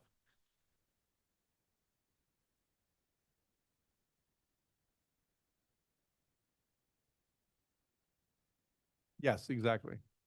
In policy, the new policy 1.13 that was formerly 1.11, water conservation projects is highlighted in yellow and underlined. It was removed in the prior version and added back in on this version. I think it was just for proper wording. Is that what that was about? So, yeah, so what they did is they asked us to remove water savings incentive program, water conservation projects, because that was a specific title to a project, and just put the general term of water. I guess we could have stopped it at the water SIP and just left the rest of it, but yes, That was my only thing. I just noticed that was put back in. I didn't understand why. Okay. There's no other discussion. Madam Clerk, would you please call the roll? Mayor Groff, Yes. Vice Mayor Kennedy, Yes. Commissioner Amsler, Yes. Commissioner Gonzalez, Yes. Commissioner Holland. The item passes, is adopted 5-0. there we have Madam Clerk? the ordinance for you to sign tonight so that we get it. Okay, great. Okay, thank you both. Okay, so let's go ahead and move on to ordinance 10, or item 10B, ordinance 2024-02. Mr. Attorney, if you would please read this into the record for us. Yes, an ordinance of the Village Commission of the Village of Biscayne Park, Florida, amending Chapter 2 Administration, Article 4 Officers and Employees of the Code of Ordinances of the Village of Biscayne Park by creating a new section titled Indemnification of City Officials, providing for definitions, providing for indemnification of city officials and employees while acting in the course and scope of their official duties, providing for inclusion in the code and scrivener's errors, providing for conflict, providing for severability, and providing for an effective date. Okay, thank you, Brad. Do we have a motion and a second to move this item? Motion to approve. Second. Do we have any public comment on this item? Okay, seeing none. Do we have any discussion on this ordinance on the second reading?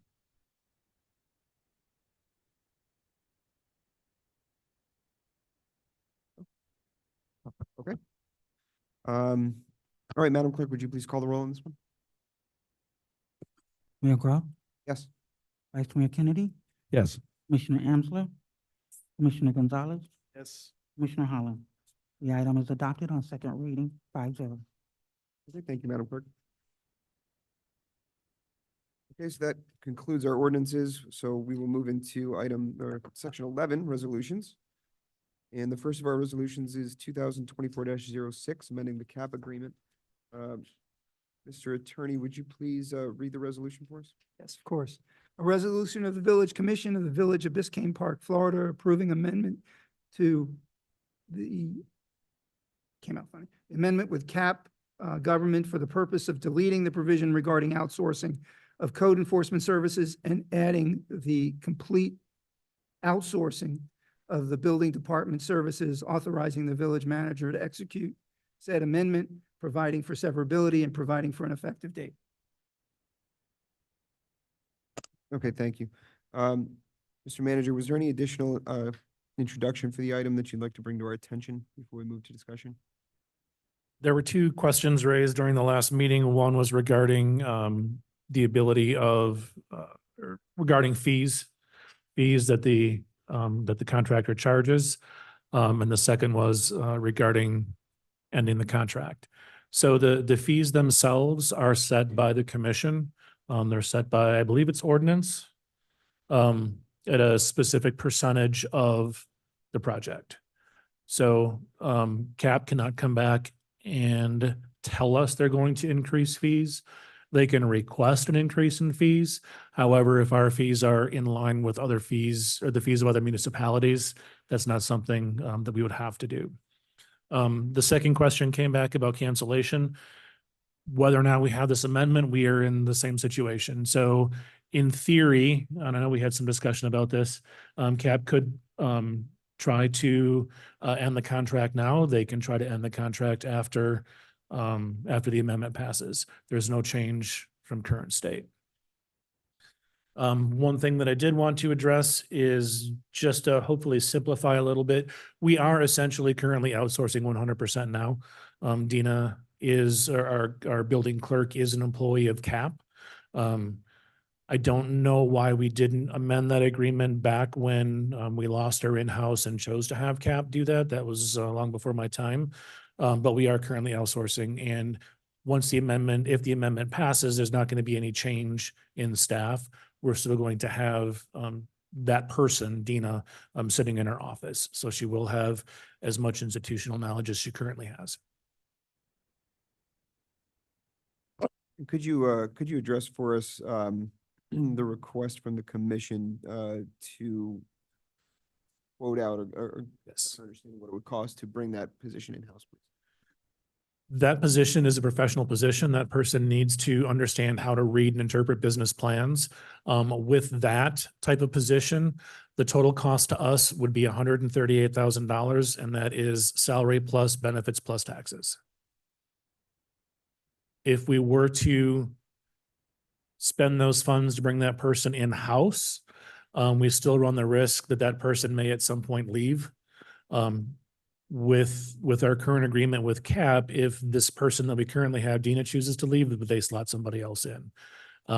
So I think we can certainly bring this person in. We would just have to find an additional roughly $138,000 in the budget to fund that person. Well, that money comes out of the building department. Right? That 138,000, right? Correct. I don't know that we've said this, but I think we're moving this item into discussion now. So We started it, so let's just continue it. So we'll open to a commission discussion. So go ahead, continue, please. Question that I had. Okay. So I'm sorry, Art, could you speak in your microphone? the building department actually pays that salary, right? Correct. Comes out of the, so why would we need to go out and find another $138,000? I didn't explain that in the best way possible. That salary would be coming directly from us through the building fund versus right now, the taxes and benefits and everything else are covered by CAP. Right, but so if it was our employee, they would still be getting paid out of the same pool. It would be paid out of the building fund. Right, so it's not like we have to go out and find another 138 or whatever it is from somewhere else to pay for this employee because we're just swapping out kind of the CAP person for one of our people. That is correct. We would have to take a look at what the easiest way to phrase is the 25% that we're currently retaining is most likely not enough, depending on the year, to pay for that, I guess is the easiest way to explain it. So we have to give CAP 75% of our building fees, permit fees, inspection fees, and that funds their services. We retain 25%. That's all that we retain to be able to pay for that building person. So if there's a deficiency, then we would have to come out of somewhere else. Correct. So, well, I guess, where are we to date as far as that 25% is concerned? Do you have any idea? As far as exact dollars spent? More or less. Well, we're keeping 25%, right? Correct. Yeah, that's the missing information that I was talking about last meeting is we're having half the conversation because first of all, to Art's point, that person is also that person's in our current budget. So we don't have to go find $138,000. It's in our budget and it's funded by our portion of the permit fees. So it's the revenue side of this conversation that we don't know. So year to date, what kind of money have we brought in? So we don't know if we're covering it or not. We don't know if we're able to cover or not, but the information exists somewhere. That's what we're not seeing. We're not seeing the revenue side. Who can get us? Paul is on the line? Huh? Is Paul on the line? Paul? Yes, I am. Oh, there he is. Thank you. Did you hear the question, Paul? Yeah, you're trying to figure out, excuse me, you're trying to figure out what the cost difference would be. I don't have that right at my fingertips, but generally speaking, it would be easy to expect that a in-house village employee would be more expensive than the 25% markup. So I would always budget between 35 and 40% for a city employee for overhead, just to give that context. I'm sorry, that was a very vague answer, Paul. It's Mac, Paul. What you just said was really not clear enough to me. So you said you don't think 25% would be enough, but No, 25% is based on times a dollar amount. That's what we need to see. As far as we know, it might be in excess of that right now. There's a lot of construction going on in the village. It seems to me we're making a decision without some facts in front of us, and that's the fact. It's the revenue part. I have another dumb question. Since you said that the employee that we have now is CAP, right? That we've been outsourcing this for quite a while. I don't even know how long. How long have we been outsourcing this position to a CAP employee? It's my understanding it's been 18 months. Okay, so the 25% that we're supposed to be retaining, are we retaining that or are we turning around and giving that right back to CAP because that employee is theirs? We're turning around and giving it to CAP. Well, we're not, just to be clear, no, we're not giving that 25% back to CAP. We're paying them a fee that has a dollar amount attached to it. And we're pretending like those two numbers are the same thing. And guys, we don't know that. We're not giving them that we're not saying, hey, CAP, keep the other 25%, are we? Hope not. Are we, Chris? And that will pay for her? Can you rephrase the question, please? Are we saying right now, and just to press pause on that for a second, this was supposed to be a temporary thing. It was temporary. Mario said, we're going to use that person temporarily until we go start the hiring process. And then he was gone and that was it. So it was never meant to be a long-term situation. Right now for, I believe her name is Dina. I'm not certain of her name. For Dina, Chris, is our agreement with CAP, keep the other 25% and that will cover Dina? Or are they charging you a monthly amount for Dina? We currently pay, I'm pulling up the budget here to tell you exactly. Give me 1 second.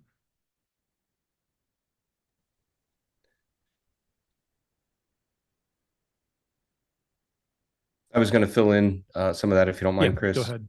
Yeah, the 25% I was talking about was how we handle their costs for an employee. It's a 25% markup. So we're two different 25% going around there. The 25% you just described, Commissioner Kennedy, is retained revenue in the building department for the village, other line items in the building department presently. But we are recognizing that money, that 25%, but then we're also separately paying CAP. So we have revenue coming in, our 25%, and then we're paying CAP for that person, all in a number. My question is there a monthly amount or an annual amount or a weekly amount? Is there an amount that we're paying for that service? Or are we simply saying, we'll give you we'll give you that other 25% and call it even? What are we doing right now? We're paying $70,000 a year. Okay, so we don't know if the 25% is covering it, not covering it. There's money in excess. When we're talking about a percentage, we don't know. We know what we're paying. We're paying $70,000 a year all in, Chris. That covers everything, right, for her? We have no other expenses for her. That's 70,000 all in. Correct. So we do know what we're paying, but we don't know what that 25% equals. And if we're short to cover her or in excess, right now, as far as I know, sitting here right now with the information in front of us, we may be rolling in it and could afford 2 Dinas. I don't know. No one's put that in front of me. Does that make sense, Art? Yeah. So that's what we're not seeing. That's where I keep tripping over this whole thing. It's like, there's this nebulous thing, this 25%. I need a dollar amount attached to that year to date. So just to give some context, back in fiscal 21, we had revenues of $365,000 from fees. In fiscal 22, we had revenues of $336,000 in fees. Fiscal 23, we had $609,000 in fees. It varies significantly from those fees. We have to pay CAP for the services of inspectors, plan reviewers, and so on. But that's part of the 75% that they're keeping, right? Correct. Okay. My point in saying that was that's not money that we're keeping. That's what the fee income Okay, so the way you was. said it makes it sound like in addition to, we have to pay so you just threw a number out there. 365 was one of the numbers, Chris, is that correct? 365 was the revenues in fiscal 21. So 365 times 25%, that's $91,000. That's more than enough to pay for Dina. The $600,000 a year, that was $150,000. Yeah. So it seems to me like we're kind of ahead of the game here. And Assuming 2024 is probably going to be as lucrative as 2023. I'd love to see a year-to-date number. So thank you, Chris, for that information. That's what we've been missing. And now I'm thinking, now I really don't understand the value in this. I understand the value on the spreadsheet you showed us of what we could save, but according to what you just read to us, we'd be ahead of the game and we'd have our own in-house person because to some other people's points, I find enormous value to having someone in-house for the department. And the idea of outsourcing something completely is a very scary thing to me. Sort of philosophically, I just think we need to have our fingers in it somewhere. And it seems to me we have more than enough money to do it. Am I doing the math right here? You're the numbers guy. Yeah, that checks. Yeah. That's where I am. Even if you were to average the 3 years, we'd be averaging 436, but we imagine, like Commissioner Gonzalez said, we're going to be higher. So we're going to be likely in excess on the 25% of 110,000. And we're not allowed to, so we'd have to settle that. So it's almost like we're in too good of a spot because we're not allowed to make money off that department. So it could be then okay, so maybe we need to look at our fees and reduce fees for these people because we're charging more than we need. So the second half of that equation, the number that you were asking for, let me look at fiscal 22. We brought in $336,000 in fees. Our expenditures for building were 287,000. And then overhead was 37,000. What were the expenditures? So expenditures for building is the money that we pay to CAP for the engineering. It's for the technology fees and things like that. In fiscal 23, let's look at fiscal 22. We brought in 336. We spent 287 in expenditures and 37 on overhead, which is admin. In fiscal 23, we brought in 609, but we spent 674 in building, and then saved 26,000 in overhead. So we actually lost money if you're looking purely at numbers in fiscal 23. So that's something that I'm having a challenge trying to explain to you. It's not necessarily looking at each individual year. If we have a super busy year, we may need 3 clerks. We don't have the ability to pay for that. If we have a super slow year, we can probably get by with 1 or 2 or what have you. So one of the conversations that I had earlier today was looking at this from the volatility perspective. We know if we go 100% with CAP, which is what we're already doing, they can scale up and down. It's not going to affect our budget in any way, shape, or form because they get their entire revenue is from fees. If we bring this in-house, we then get that risk where if we get for some reason, incredibly slow month, or slow year, I should say, now all of a sudden, those are funds that we have to take from someplace else in the budget because we have to be able to pay that 1 person or 2 people or 3 people that we hire. So it's really hard to look at this from a single year, just a single year snapshot to say, yes, we're flush with cash, or no, we're significantly overspent because we go from, over $11,000 to under almost $40,000. Can I ask you really quickly, at the risk of doing exactly what you asked us not to just do and look at year by year? So if we've been basically outsourcing 100% for the last 18 months or so, that would cover fiscal 23. Yes.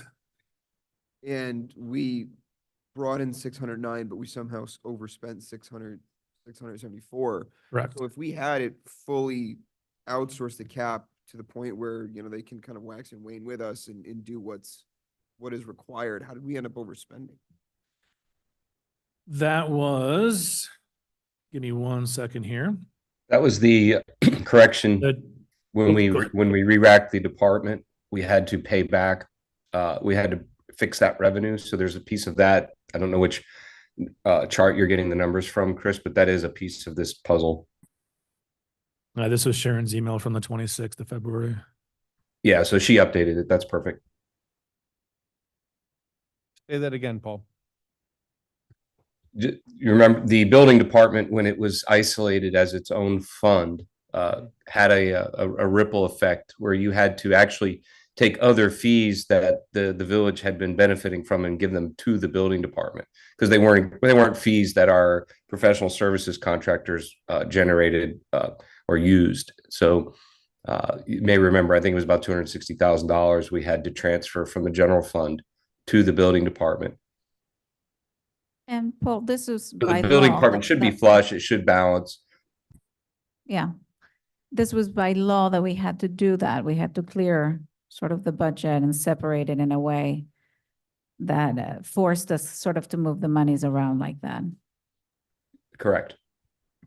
So basically, for what I understand is we're by given, and Chris, and I want to highlight pros and cons here. The pro for this, if I understand what you're suggesting, is that the risk is actually sitting on the vendor. Meaning if there's a slow month, we are not held accountable to fix operating costs of having 1, 2 employees. Regardless, CAP will take the hit because CAP works with many municipalities. They have the bandwidth to do that. Correct. Versus we keep our own employee. We pay, I'm just going to round the number, it doesn't matter, $100,000. And then that month we made less. Now we are stuck with a negative. Correct. So in that case, Paul, where does the positive, and this is a finance question, I'm trying to put hustle, and I spoke with you before, and I'm still trying to make this happen. Where is the positive and negative go? So if I have a minus sitting in the building department for a particular year, because it was slow and I had operating costs that were higher, where do I have to take from? Does it come from the general fund? Well, a separate fund would always have, doesn't have to be zero balanced. It can roll money for savings in year 1 to year 2. Okay. And going forward. So that would be the first place. So when you got flush last year, when you did the re-leveling, you have excess funds to bring over and live off of, and you used it for the computer software, technology, stuff like that. If you have a shortage, you have two choices. You can adjust your fees, or you can borrow funds or give money, interfund transfer from the general fund. So the general fund can subsidize the building department. The building department cannot subsidize the general fund. Can other departments subsidize the building department? So, or does it have to come from the general fund? Well, I'll put it this way. Sorry, I have a cold today. You can always reevaluate your overhead, and I use that phrase. For instance, there are shared roles. For instance, the percentage of time Chris would supervise, you could charge an overhead fee and interfund transfer for his time, or other bodies. But you have to be very methodic in that, but you can do that. That'd be another way to adjust it. Okay. But for example, if we needed a chunk of money, to Vero's point, could we go into this CIP? Could Chris come to us and say, we're going to move money from the CIP, from the log cabin walkway, and make the building fund flush? Not in those words, no. Okay. Can I finish on my? Yeah, I'm sorry. I just wanted to know where you asked where, and I want to know where else, you know? Yeah, so I'm trying to set up those, so the pros and cons. So being that the risk relies on the vendor, sits on the vendor side. The con being that we don't have our own employee. We currently haven't had it. Esperanza was her name before. SB was from CAP as well. No, she was our us. employee. Okay. Yeah. I wasn't sure. So same thing as Esperanza got a better opportunity, also stood up and left. So I understand what you said. That can happen at any time with the vendor, with us, or anything. In terms of systems, so that's another concern. We've moved, this will be the third migration we do. We have and then we went, I never say it, and Yes, then and- we went to OpenGov, and then now we're thinking of going to CAP. So we spend money along the way training people, investing in the software, which obviously it is a concern. If CAP was to raise prices where we can hold them as a vendor anymore, the point that it's too risky for us to hold us and they let us go, we will again have to do that. I'm bringing this up because I want to see the other part. So what's the alternative? So the alternative is we hire our own employee, and then that allows us to build a culture within the employee, the familiar faces. I think that is a very important point to keep in mind. On the risk side, we're stuck with it. We're going to have to get money from some other place. And it's tricky, as Paul already described. The third point being the system, we're always going to be subject to having an extender vendor. This is not a system we will build ourselves. So regardless, we're always will be switching in and out. Am I reading this right? I didn't understand that last part. So the system, right now we have 3 migrations happened. I mean, the computer system we're currently using. Correct. So we had the first one, OpenGov and CAP. If CAP were to stand up and leave, we'll have 4th.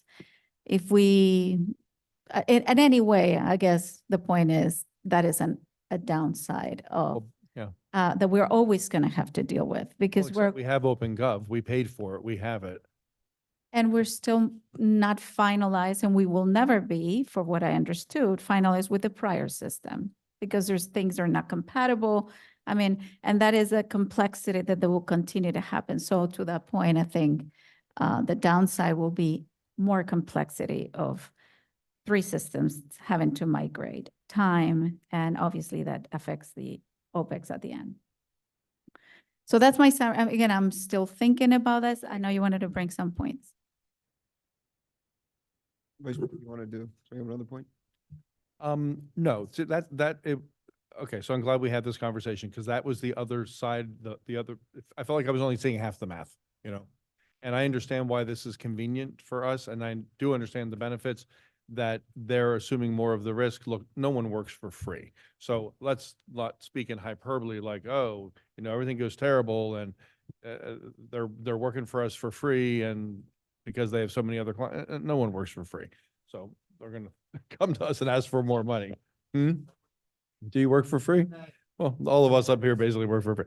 So, and the other thing that was sort of thrown out there, I don't know where this came from, but the idea of having 2 building clerks or 3 we've only ever had 1 building clerk. So we've never had the need. We're so busy that we needed a second one. Unless I'm mistaken, is anyone here who's lived here longer, have we ever had more than 1 building clerk? I'm seeing lots of heads saying no.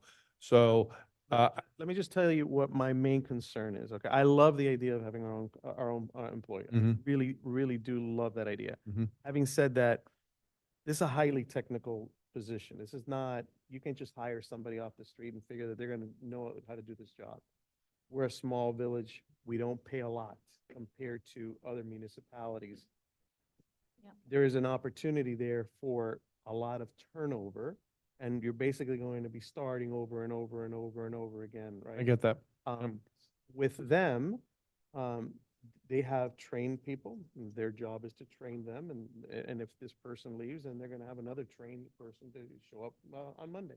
We hope they do. That's I don't right. know. Well, right. Well, that would Mhm. in theory.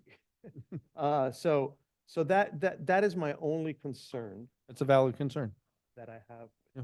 with having, because it's not like, you know, with all due respect, you know, cutting the grass, right? I mean, this is somebody that has to know how to work in that field. I would be lost completely, right? So The other benefit is if we're doing, you know, the pluses and the minuses, is that they work as part of Village Hall team and they're cross-trained to do other things and we've had that in the past too, where the building people were doing some code things. Am I correct here? Someone nod at me, yes? And vice versa. So there's some economy to be gained there as well. So, just kind of gauging some temperatures here, can I ask a question? If this resolution were to, we were to vote against the resolution, what would it look like for the next steps? Because as we mentioned, this CAP employee was, the idea behind it was, or the intention behind it was with this was gonna be a temporary situation. What would you foresee being the next step? Just continuing the current relationship as it is? Or are we going out and are we looking for people to take over the position and how much we would have to pay? Or could we hire their person who's assigned to our account now?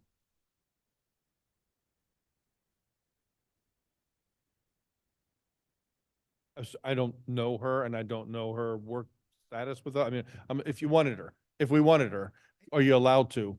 If I may, Mr. Mayor. Please. The only point to that, I don't have the answer. I'm gonna go look right now. Okay. But there are a lot of the agreements with these vendors have clauses in them where you can't hire their employees. Was this one? I have to look. Well, we're planning to hire Doreen. She's part of the same agreement, isn't she? And the plan was that Doreen Grant would become our own employee and she's their employee right now. So Doreen is part-time. Part-time with CAP. She's not a full-time employee. Dina is a full-time employee. Okay, so it sounds like the idea, again, just based on the position, what we're looking at, the idea, and certainly feel free to disagree with me, but it sounds like the idea would be, if we were to say no now, the idea would then be, assuming that we can't hire her full-time, the idea would then be leave it in place for now, and the only reason I would see us saying no is because we would want a full-time employee. Yeah. So then it would be, go, take a look and see what the market looks like and see who's available. That seems to me like it would be the next step. So you're And hopefully we'll find out that we could hire Dina and that Chris wants to, because it would be his hire, and that she would want to. No, we can't hire Dina. She's a full-time employee with CAP. We can't terminate our agreement and then hire her. Doreen is a part-time employee, so it's a little Sorry, say different that again. situation. Dina's a full-time employee with CAP. Right. If we terminate our agreement, we cannot hire Dina ourselves. Who said to terminate our agreement with CAP? You just got done saying that we should hire somebody internal. Did I misunderstand? No, I think the idea was that we would maintain, and certainly, you know, if this is not the situation, if this is not the arrangement, if we were to maintain the relationship with CAP, but then bring in someone in-house to fill that clerk position. Right. And if you're allowed to hire Dina, we don't know. Brad's looking it up right now, I think. And if we're allowed to hire her, and Chris, not to be discussed here openly, it's your hire. If you wanted to hire her, you're allowed to hire her. She wanted to be hired, that could be an easy solution to filling the position is all I was saying. Maybe to the point where, I didn't say terminate a relationship with CAP. maybe to the point of what you're thinking is that because she's a full-time CAP employee, we would basically be making an offer and see if she wants to leave her employment with CAP, then come work with us. Correct. Assuming we're allowed to. do Right, that. right. Well, if she leaves the employment with CAP, I don't And know. I can't answer Interest this interference question. Notwithstanding. Sorry, go ahead. No, I can't answer this question. I have to review the contract as well. I don't know what that would look like. I don't know what's allowed from that perspective. As far as, Yeah. like I said, this is a unique arrangement. We'd have to do some double checking on that. Have, I do not see anything in the contract that would prohibit us from using the word you just used, poaching. I wouldn't have used that word, but since you said it, I'll say it. Close your ears. Poaching. It's an applicable word. Okay, well, regardless of who it is. Right. The idea moving forward would be is if we had a majority that said we don't want to pass the resolution, the idea would be then you go out to look to fill that position. And we still maintain the relationship with CAP and then Yeah. still kind of lead that role, but we're filling the clerk position to supplement. We're happy with CAP. That's what I'd have to look at. I can't speak to that off the top Gotcha. of my head. Okay. I have a question on that. So if we were to go and hire our own employee, what's currently the pay, how much are we currently paying for the position? And how much it's market currently? We're currently paying $70,000 for that position. And that's professional services paid Correct. up directly. If Correct. we were to hire, did you say 138? 138, that's including taxes, retirement, all that. And that is, where do you get your comps for this? Yeah, we're 138. That's the assumed salary of between 70 and 100. There's a huge range there. Most likely, we would end up around 80 to 90, plus, like I said, the taxes and everything else, and that's how we got to 138. Where did you come up with 80 to 90 or 70 to 100? I mean, did you do some research or you're just sort of guesstimating that? Nope, I did some research. That's having conversations with other companies as well as other managers. So the going rate is somewhere between 70, 100. You think we'd be paying 80 to 90? Correct. Okay, Yeah, so I would like to have seen that in here as well, because if we're going to be comparing all the different possibilities, I'd like to see that. I mean, do you have a list of what clerks with similar responsibilities in other municipalities are presently being paid? We don't, we can put out a survey. Yeah, I think that would be helpful. We don't know. Look, we're making decisions here based on a percentage that we haven't turned into a dollar amount and some sort of best guesses. If I'd like to make a recommendation on that point. If we can see maybe some survey numbers, maybe some more concrete numbers on what we really, what we think would be the price.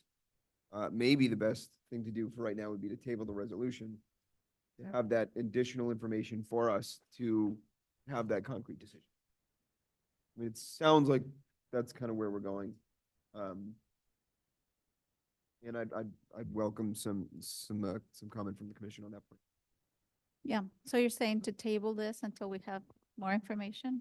If we have, well, what we have is, Chris is representing us, that we have an understanding or an idea of what those costs look like. So let's take a look at it. Let's take a look at it, and then we have a real concrete decision between what we're paying now versus what we can expect to pay in a month if we terminate, or if we go the route that we're talking about. And some of the numbers that, Chris, you were accessing for us while we were discussing it, have them be down, because I was like trying to write down numbers as you were saying, you know, the numbers from previous years. Give us some Building department. history so we have, so we can, it's one thing to hear them out loud at a meeting. It's another thing to see it all in front of us. Like, here's the history for the past 5 years, I have a question now. year to date this year, quite frankly.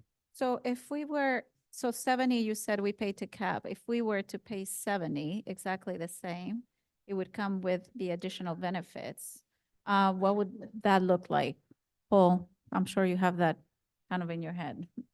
I don't know if you can help. So if you were to pay someone 70,000 plus the additional benefits, how much would it come out to be? I Yeah, guess my- that was the answer I was trying to give a little while ago, was that your markup, your raw dollar markup for a village 20%. employee is closer to 45%. Oh, wow. Okay. I thought Chris said it'd be 138 all in. So Yes, 40%. so 70 to, yeah, Okay.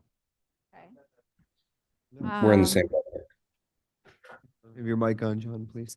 So that's, at the end of the day, that's the conversation, no matter what. I mean, because we can go back and research, but you're talking about, even if you were to hire Dina for the same value in terms of baseline salary, we're never going to pay 70. We're going to pay a lot more. That number would be 101,500 at the $70,000 salary. $3,000 more than what we currently pay to cap. Guys, but to be That honest, position. we don't know what Dina is making. We're giving them $70,000. Doesn't mean she's earning $70,000, guys. They're making money. Exactly. Let's be realistic. $70,000 for a position of that position. I don't honestly, I don't see it. I don't know where you got that number from, $70,000. You know, listen, and it's going to be hard for us because building department heads, in that position, I'm sure way over $100,000. So I don't know how you're even going to be able to find something that's going to be relative to that makes sense for us.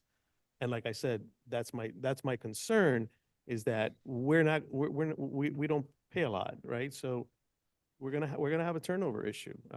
So That's why I want to see what other municipalities are paying.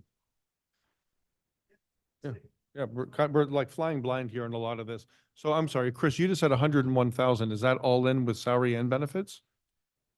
That's the $70,000 salary, plus the 45% for benefits, taxes, whatnot. But I thought you just said a little while ago it was 138,000. That's market value, he's saying. So 7 is what we are paying to cap right now. Right. So comparing apples to If that apples, was. Okay, if we were to find someone at I get it. 70. Okay, I get it. Yeah. But to Art's point, Cap's not, they're making money off Dina. So if we're paying them 70, they're not giving all that money to her. They're in business to make money. So we need to see what, the going rate is. I think that the point is, at the end, the reason why you're paying this is because they're the credentials. I mean, they are, CAP is the one that comes with the trainings and the knowledge of the system. You don't have to retrain them. They just come sit and they're ready to go. And that's why their services are always going to be inflated. Whether, we're going to hire someone at a $70,000 if we're able to find, I mean, according to what Chris is saying, the number will be way off, right, compared to market price.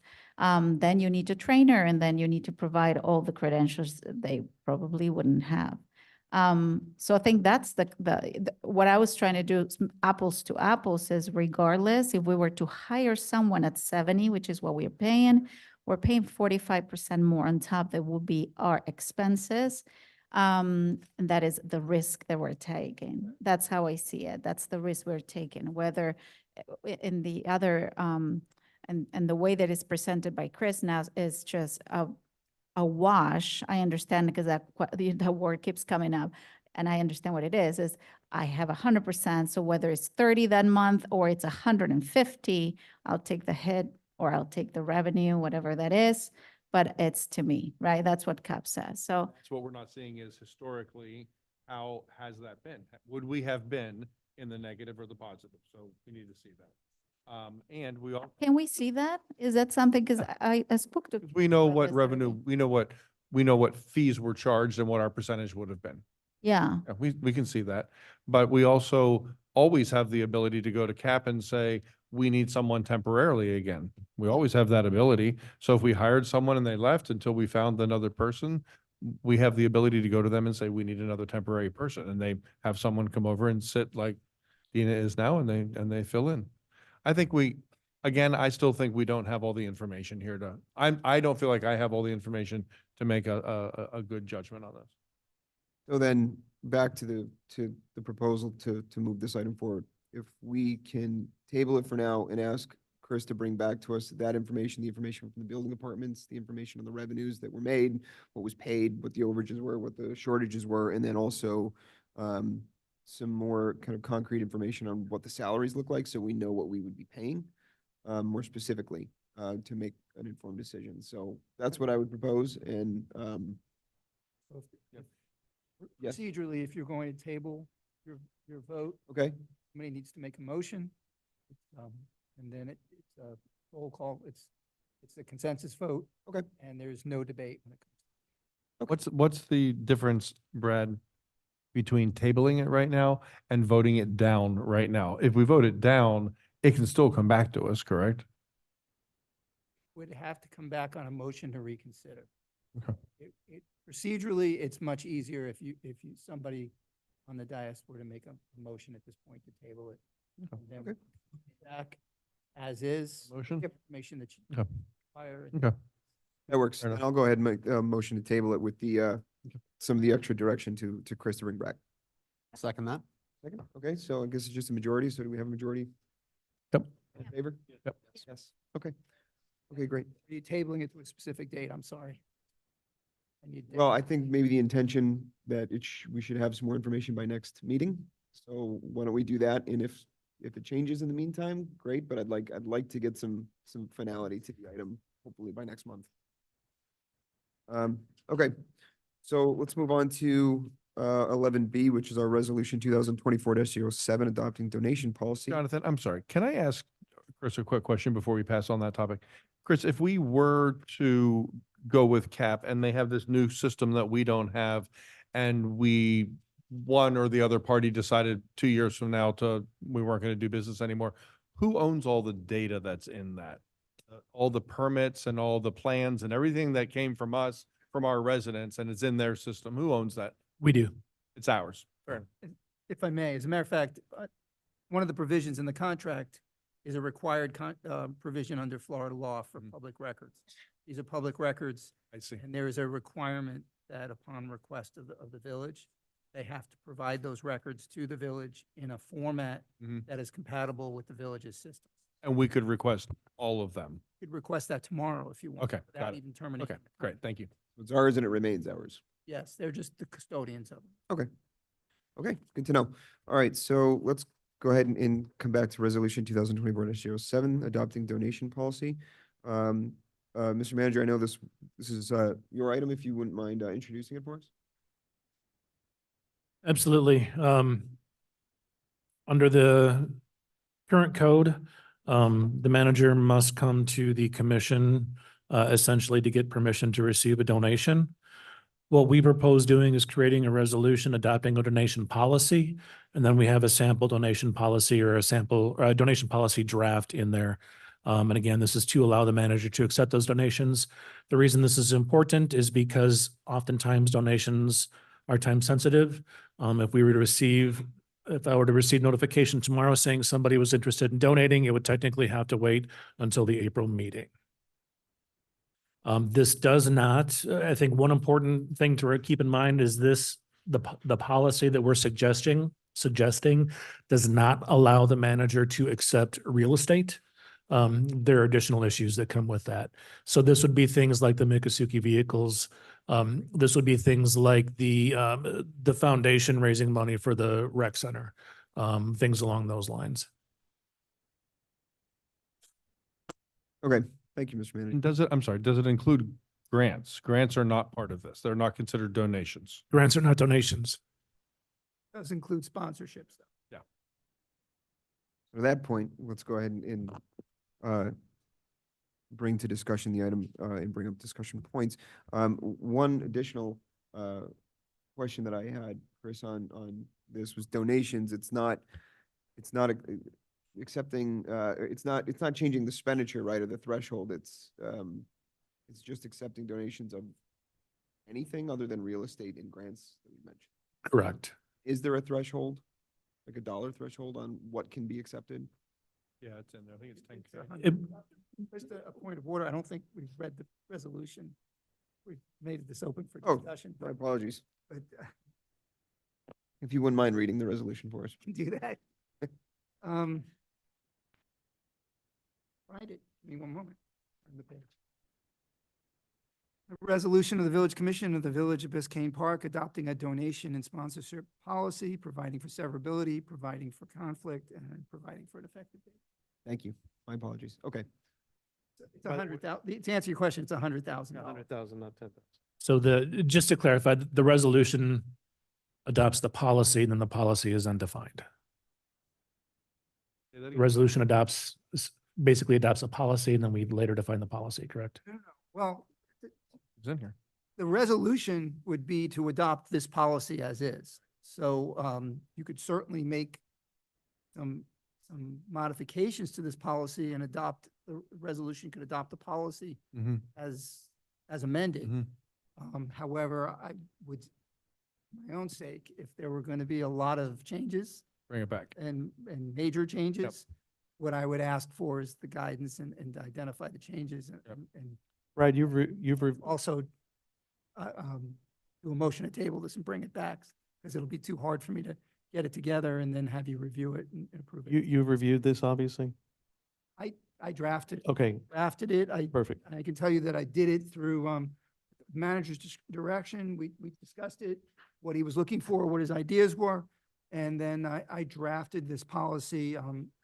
It's a compilation of several policies that I've drafted in the past and some that I reviewed from other. And you're comfortable with this? It Is there anything that is, solid. okay, so is there anything that can come back and bite us?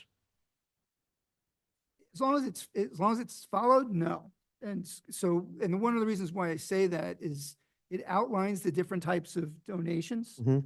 It has, just to summarize it, it lays out the criteria in which how the donation, whatever it is, has to be evaluated by the manager. The responsibility is all on the manager.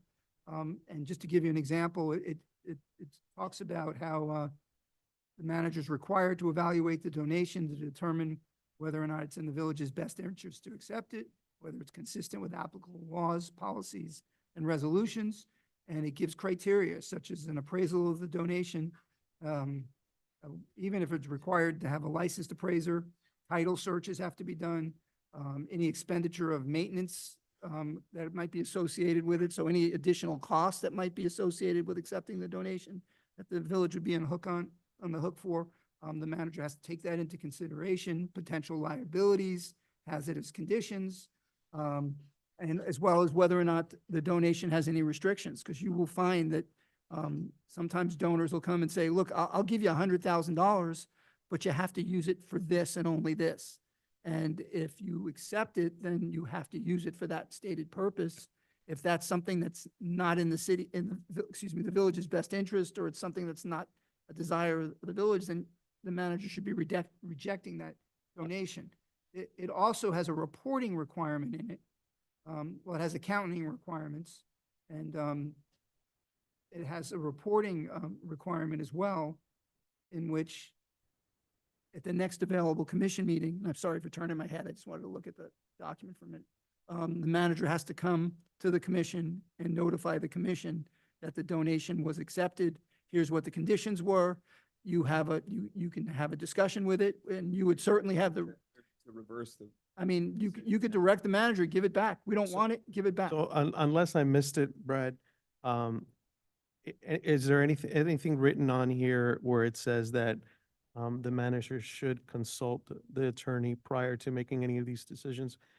And the reason I say that is because I'm okay with waiting till the next meeting, but I wouldn't want a manager to do something that on their own without first consulting our attorney for guidance prior to making those kinds of decisions. I didn't see that in here. Is that? It's not in here. Okay. And the reason why I didn't put it in there, and I certainly can, is based on your code and based on your charter, Mhm. if there's any agreement, any document that has to be executed by the village, Mhm. the manager can't execute that document without it being signed, reviewed and approved as to legal sufficiency by your village attorney. So everything on here would require, Not necessarily. okay, so then so then I would feel more comfortable adding that. I don't know how you all feel about I that. think that's a good point. I think it's a good point. So are we jumping into a conversation here? Yes. Do you need a motion to, I don't think we moved it. we didn't move it. We're excited. Okay. Okay, so a motion to approve. You have a second? Somebody? I'll Second. second. Okay.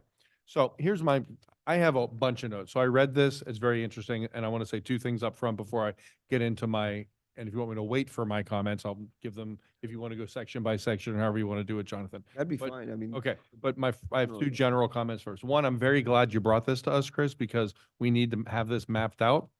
And as you know, I've been asking for us to be more creative about asking people for money and getting corporate sponsors and getting money in different creative ways to help us get things done. So I think this buttons it all up, and I love it for that. However, I'm not a big fan, I just have to say this as a commissioner, I'm not a big fan of opening up an agenda and seeing a resolution on an item that we never discussed. As it sits right now, this is a resolution on an agenda, and if someone called it to a vote right now, and three people said yes, it would pass, and it's the first time we're ever talking about it. I really strongly prefer these things coming to us as a discussion item. We talk through it. If you want to put a draft in front of us, that's fine, but not have a resolution attached to it. I don't like resolutions. This is a resolution, correct, Brad? It is. Yeah, I have to say, I'm not a fan of that. I don't like seeing an agenda with a resolution that we never talked about. It's like, whoa, there's a resolution. That means if we vote on it right now, it's done. I think we should be discussing things first. Once we come to an agreement, then we can bring it back as a resolution. I just think we need to sometimes slow our roll, is my general comment on it. Now, I do have a bunch of comments. If you want to go through section, I don't know if anyone else cares about that, but that always bugs me. Does anyone else care about that? I think it's a bad practice. No, to me, on the contrary, to be honest, I don't mind the proactiveness of bringing already a document that we get to discuss. I mean, that's the purpose. That's fine. I didn't say that. I said the fact that there's a resolution here to pass it, That's what I'm saying. So it's a resolution that we needed to look into. but the And this is document a is fine. chance to give the feedback on. So do you want me to go through all my comments? Yeah, please. Okay, very good. Is this similar to other municipalities? Is this a kind of an amalgamation of other municipalities all put together? So municipalities do this in several different ways. I've seen municipalities draft or have ordinances incorporated into their code of ordinances with Mhm. regards to the acceptance of donations. Mhm. And then what they will do is reference a policy for the procedure, but the actual guidelines and limitations are within an ordinance. And I've seen jurisdictions do this where they create a policy and approve a policy by resolution. So, and Chris and I had discussed that. Okay. There's two mechanisms in which you can do this, and there's a combination of two. So you could do an ordinance, like I said, and then Mhm. resolution approving a policy that lays out your process. This is a combination of probably, I think, 4 or 5 different jurisdictions. Two of them, Do most of the municipalities that your firm represents, do they have something like this? a lot of them do. Most jurisdictions either have an ordinance or a policy. And the reason why with the cars, when Chris and I talked, it wasn't so much that your ordinances required the donation of the cars from Miccosukee to come before the commission. It was that your ordinances and your charter are silent to it. Right. And so I've always taken the position, not just here, in every other jurisdiction I've ever been in, is if your ordinances or your charter doesn't give direction to a municipal official, how to act on something, Mhm. then they have to come before the elected body and get permission to act. Understood. Other than just day-to-day operations, I'm not talking about that, but I'm talking about something that's going to potentially cause either liability to the municipality or is going to increase property or something of that nature. So you're comfortable with it being a policy as opposed to an ordinance for us? There's nothing wrong with you doing it. Fair enough. That's what I wanted to know. I'm going to press pause on my comments and just go back to my last thought for one more second. The other reason I like things to be discussions before they're brought to us as a resolution. Resolutions are sit up high on the agenda. And here we are having our very first ever conversation about this, and it might go on for a little while. And residents are leaving who came to hear things that are coming up in the meeting later that are very important. And because of where a resolution sits on our agenda, we're required to get through this now. This should be a discussion item at the bottom of the agenda. This is not a critically important thing that had to be done tonight. I'm just going to beat that horse one more time because I'm watching people leave this meeting who came here for a specific purpose, and now they're going to leave and not hear their item heard. Okay. In the background section, the second sentence isn't a sentence, so that needs to be I'm sorry? in the background, starting at the top, under background, the second sentence isn't a sentence. So that needs to be rewritten and turned into a sentence. Where is the second sentence? Uniform criteria and procedure uniform criteria and procedures guidelines for the review, acceptance, placement, and long-term maintenance of such donations, confirmation that the village has relevant. It just goes on and on and on. It's not a sentence. So it's a whole bunch of stuff in a big, long string of words, and that needs to be fixed. Now, in one section, it says that the manager can accept real estate. In the general section, number 1, it doesn't say that there is a limit, but in 4B, it specifies that there's a limit. So under general principles, look at general principles, number 1. It doesn't say there's a limit, but if you go down to Which principle? I'm trying to write as fast. general principles, number 1. Nations become the property of the village upon formal acceptance. And that's not the right one. Not in general 1. Under general, it says he can accept real estate. I'm looking.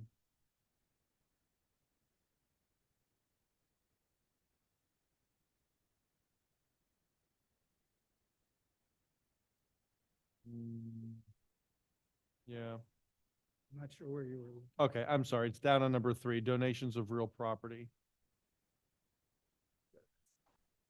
There's no, but then in 4B as in boy, it says it has a limit of $100,000.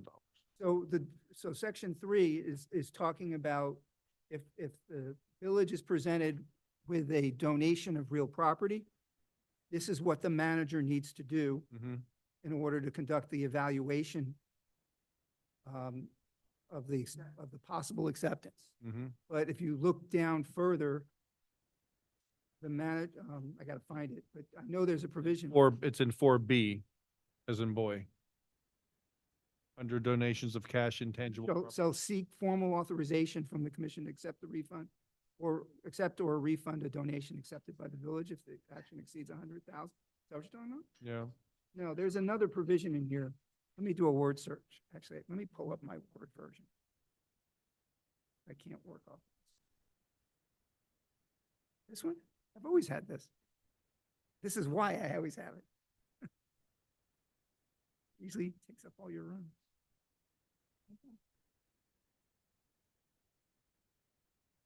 Let me pull up a Word version because it'll be easier for me to make comments.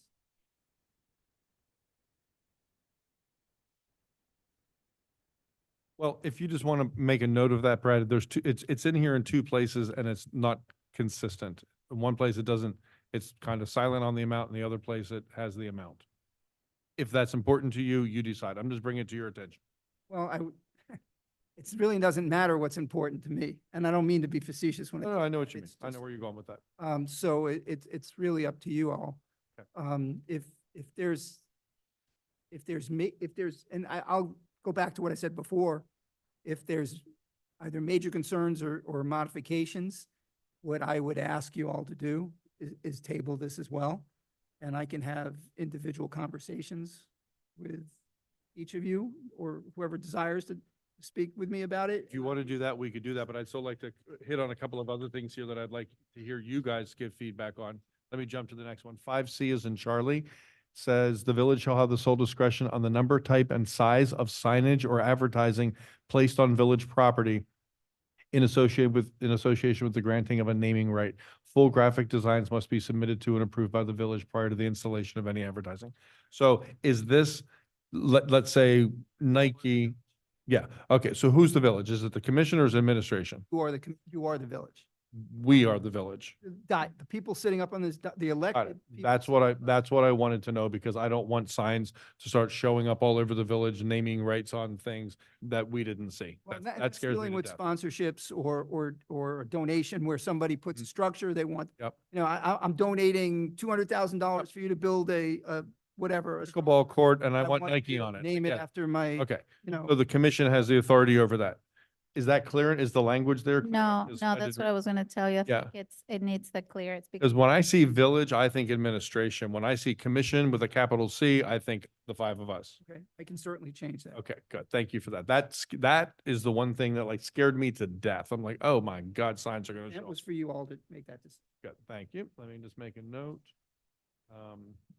Change to commission. Okay. 5D as in dog, it says the term of any naming rights agreement. See, this is why I hate having, it's a resolution, and here we are having this giant conversation for the first time. The term of any naming rights agreement shall not be less than 5 years. Ding, ding, ding, ding, ding, ding, ding. Minimum of 5 years naming rights is required in our own policies. Okay, so again, these are things that I drafted for other, these are things that are open for discussion, Yep. open for your Okay, consideration. what do you guys think? Because that scares me to death. 5 years minimum naming rights? last, what are you thinking? It's sufficient? I don't know that we need to have any minimum. So you don't even need to put a. I don't number. think You you, have I don't to think at you the need a discretion minimum. of the commission. I think it should just be negotiated. The discretion of the commission. Yeah, exactly. And then we negotiated at the time, depending on what it is. Is it something that's going to be in the village for decades? Is it something that's not? I mean, I don't know. So, and I guess this is where that issue would come up. Is if you have a donation that's within the manager's discretion to accept, but there's a provision with regards to naming rights in some form or fashion. But in the section above, it says the commission has to approve that. Well, you have to approve signage, you're talking, Right. not necessarily a naming right. It depends But on what's the a naming right versus a sign? Well, Until it shows up on a sign, I don't care if it's named the Nike pickleball court until it's on a sign. so you want the naming I right. hope Nike's listening. What's that? I hope Nike's listening.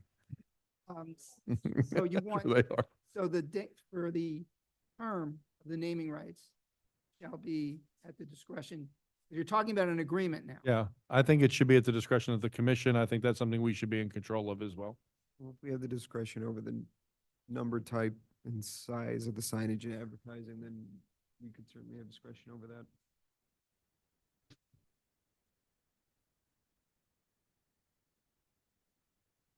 Okay, in that same section, it says, upon expiration of the term, whatever that term ends up being, the sponsor, Nike, shall have the first right of refusal to enter into a new agreement and retain the naming rights of the property under terms mutually agreed upon by the village and the sponsor. So they have first right of refusal. I think we should have first right of refusal. I think if we make an agreement, it's the Nike pickleball court until the year 2030, and they say we want to renew it, then we say that's our discretion, and we're saying no. Or we'll have a conversation with you about that, and it's going to cost X amount. It's going to be another $100,000. 5D is in dog, the second half of that. It says the term of the naming right shall be no less than 5 years. We just abolished that, and no more than 10 years. I'm not sure there needs to be any term written in there at all. But then it says when that expires, the sponsor gets the first right of refusal to extend the naming rights. Except it has to be, the terms have to be mutually agreed. Right, on.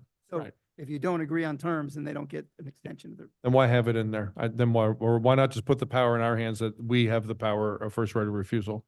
Because a lot of times people that are donating want to have at least the idea that they're going to be able to continue. Right, and we can have that conversation with them right up front. Look, Nike, it can be the Right, but- pickleball court for 100 years. But that could also determine whether or not I want to even start, because, you know, maybe I don't want to donate this because you're not going to give me the right to. Right, so To perpetuate it. let's say somebody had come to the village manager and said, look, I want to donate I want to donate money for a park, but I want my name, I want the park to be named after me, and I want it to be named in perpetuity. That is something that would be an agreement that would have to be drafted. If the manager came to me and said, hey, we have a sponsor, or we have somebody making a donation and they want a naming right to whatever that item is, my response is going to be, we need to have an agreement. So the agreement's going to have a term. If there's a term in the agreement, there would be a defined renewing rights to that sponsorship, or I'm sorry, that naming. And the terms would have to be agreed upon. So you wouldn't just have a verbal agreement for naming rights. It has to be. Oh, no, it's gonna be a contract. Has to be. Yeah, Otherwise, of course. there's no way for it to, especially if it's for a period, a long-term period or for perpetuity, because it has to somehow be something that's recorded. Okay, that's my comment on that. Sounds like Brad's gonna talk to us about this separately. 5E as an Edward. I want to be clear on this. This is about lighting. The purchaser of the naming rights, Nike, for their sign, the Nike sign on the pickleball court, shall pay all costs associated with the production, maintenance, and removal of any signage placed on village property. The naming right sponsor is also responsible for the cost of installing any electrical connections necessary to illuminate its approved signage. Okay, I want to make sure that we are in complete authority over lighting as well on anything. So Well, that part of the sign. It's part of the sign. Okay, can we make that clear up there? Because it's mentioned here separately. And I just want to make sure that everyone's clear that lighting is our domain as well. I don't want people thinking they're going to do something with lighting.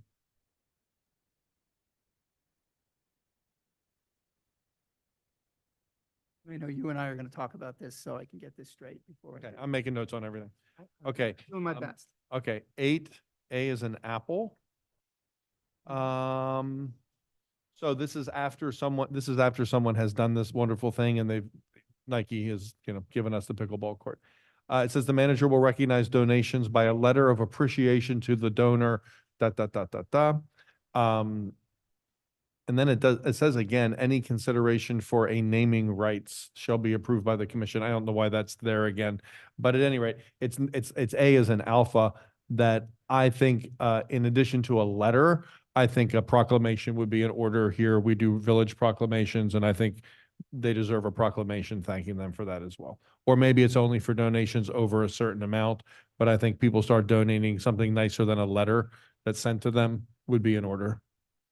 Have a threshold in mind. Why don't we just put the discretion at our discretion? Why don't we just leave the decision there? We say There you go. may So how about the, recognize and may also be recognized by proclamation There you go. entered by the commission. I'd kind of like it to always be That way, done. there's no threshold, and we just say, look, it came to us and it's a great thing. Let's go ahead and do the proclamation. so I will put that instead of the manager, the commission will recognize the donations by any proclamation. manner in which they deem appropriate. It requires us to do it, and we'll determine at that point if it's a letter. Okay. The next section is standards for new donations.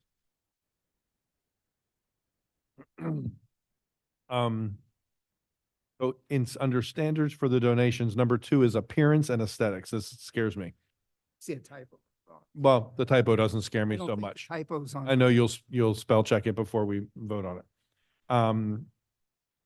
At what point do we get someone else involved other than us? It seems to me we have a planning board who approves the aesthetics of everything else that happens in this village, homes and everything else that goes up.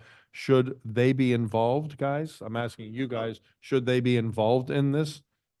Well, anything that you would install that would require a permit or require an inspection, your code still applies. I mean, this does not circumvent your code. Correct. So if you were to put in, I don't know, some type of memorial, let's say, and it's going to go on village property, but it's being donated, the cost of the construction is being donated, it's still going to, Still has to go through them. if your code requires permits, Permit. and inspections, and Right. whatever the Florida building code or whatever your code requires, But- those are still applicable. But might there be things that don't require that? There could be. Yeah, so I'm saying is I think everything should go through the planning board and come to us with they don't necessarily, if it requires permits, they're gonna have to approve it anyway. But even if it doesn't, I think it should go through them before it comes to us with their recommendation. If someone wants to donate a mural that's painted on the side of Village Hall, for example, I would want someone before it comes to us to give us their opinion on that, people who have expertise in that area, is what I'm saying. That was an In element. addition to the permitting thing, I think anything that's physical in nature should go through the planning board. Kind of like, Brad, the way they, variances go through them, right? They don't get to say no to a variance. They can vote down, but we're the final authority, but their opinion comes to us at the variance hearing. So when it comes to us, we get the planning board's opinion. You guys have a feeling on that? The intermediate step of it going to the. Yeah, yeah, anything that's a physical thing in the village. The only thing I'd have to look at is the ordinance creating the planning board and see if that has to be amended. Well, they're the planning and design review board, so, I just yeah, don't see okay. I think we're starting to complicate this a little bit, Mac, and I'm gonna tell you why I think that. I think that, say somebody donates a mural on Monday, Mm-hmm. that doesn't mean he's gonna hang it on Monday. No, I know. Means it's still, once he receives that, he's gonna come to us, right? And then we're going to say, at that point, we can always say, well, let's go get it sent to the planning board. We don't have to hang the mural, right? So we're adding now an additional step to this process. Well, but we're writing a Prior- policy. That's what policies are, right? They're the I steps. understand, But we're trying to let him, accept donations in a Mhm. manner, Mm-hmm. right? So if we're going to send it now to the planning board prior to him accepting this, is that what you're trying to say? Yeah, well, we have to accept it. I understand that, but it doesn't mean, but we're going to accept it at the next meeting. Yeah. It's in excess of a certain amount. Right. Yeah. So Look, anything that goes up in this village, the planning board gets to put its thumb on it. absolutely. And I don't think this should be any different, is what all I'm saying.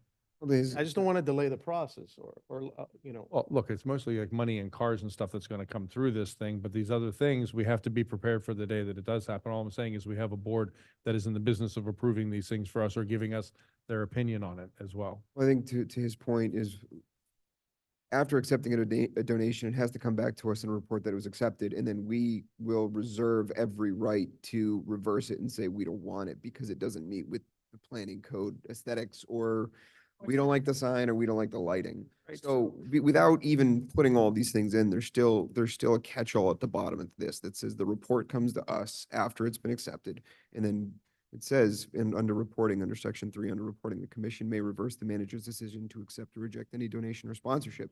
So no matter what, if it comes to us and we say we don't like it, it's gone. And We do hold the ultimate authority. This is really just. I just don't think look, I'm here looking at the 5 of us and I think one thing, and then I can project in 10 years from now, and it's 5 different people and who knows? And I still think these are the sort of the safety nets you put in place. Because I don't think that any of us would say yes to something that we weren't really super comfortable with, and we are very easy to ask people their opinion. But I have sat on that side of this room when people up here were making decisions and not doing all those things, and I don't want people in the future I don't want it to be necessarily always so easy for them to do the wrong thing. I've sat here and watched it. Look, I understand, I think, but if the people were elected by the residents, then wouldn't it be the residents' will to accept this? Okay, well, We're getting into, I know, we're getting into. there are lots of people who have been elected by people who then exhibit questionable behavior. So, What if- okay, I have one more and then I'm done, because you're all gonna have your chance.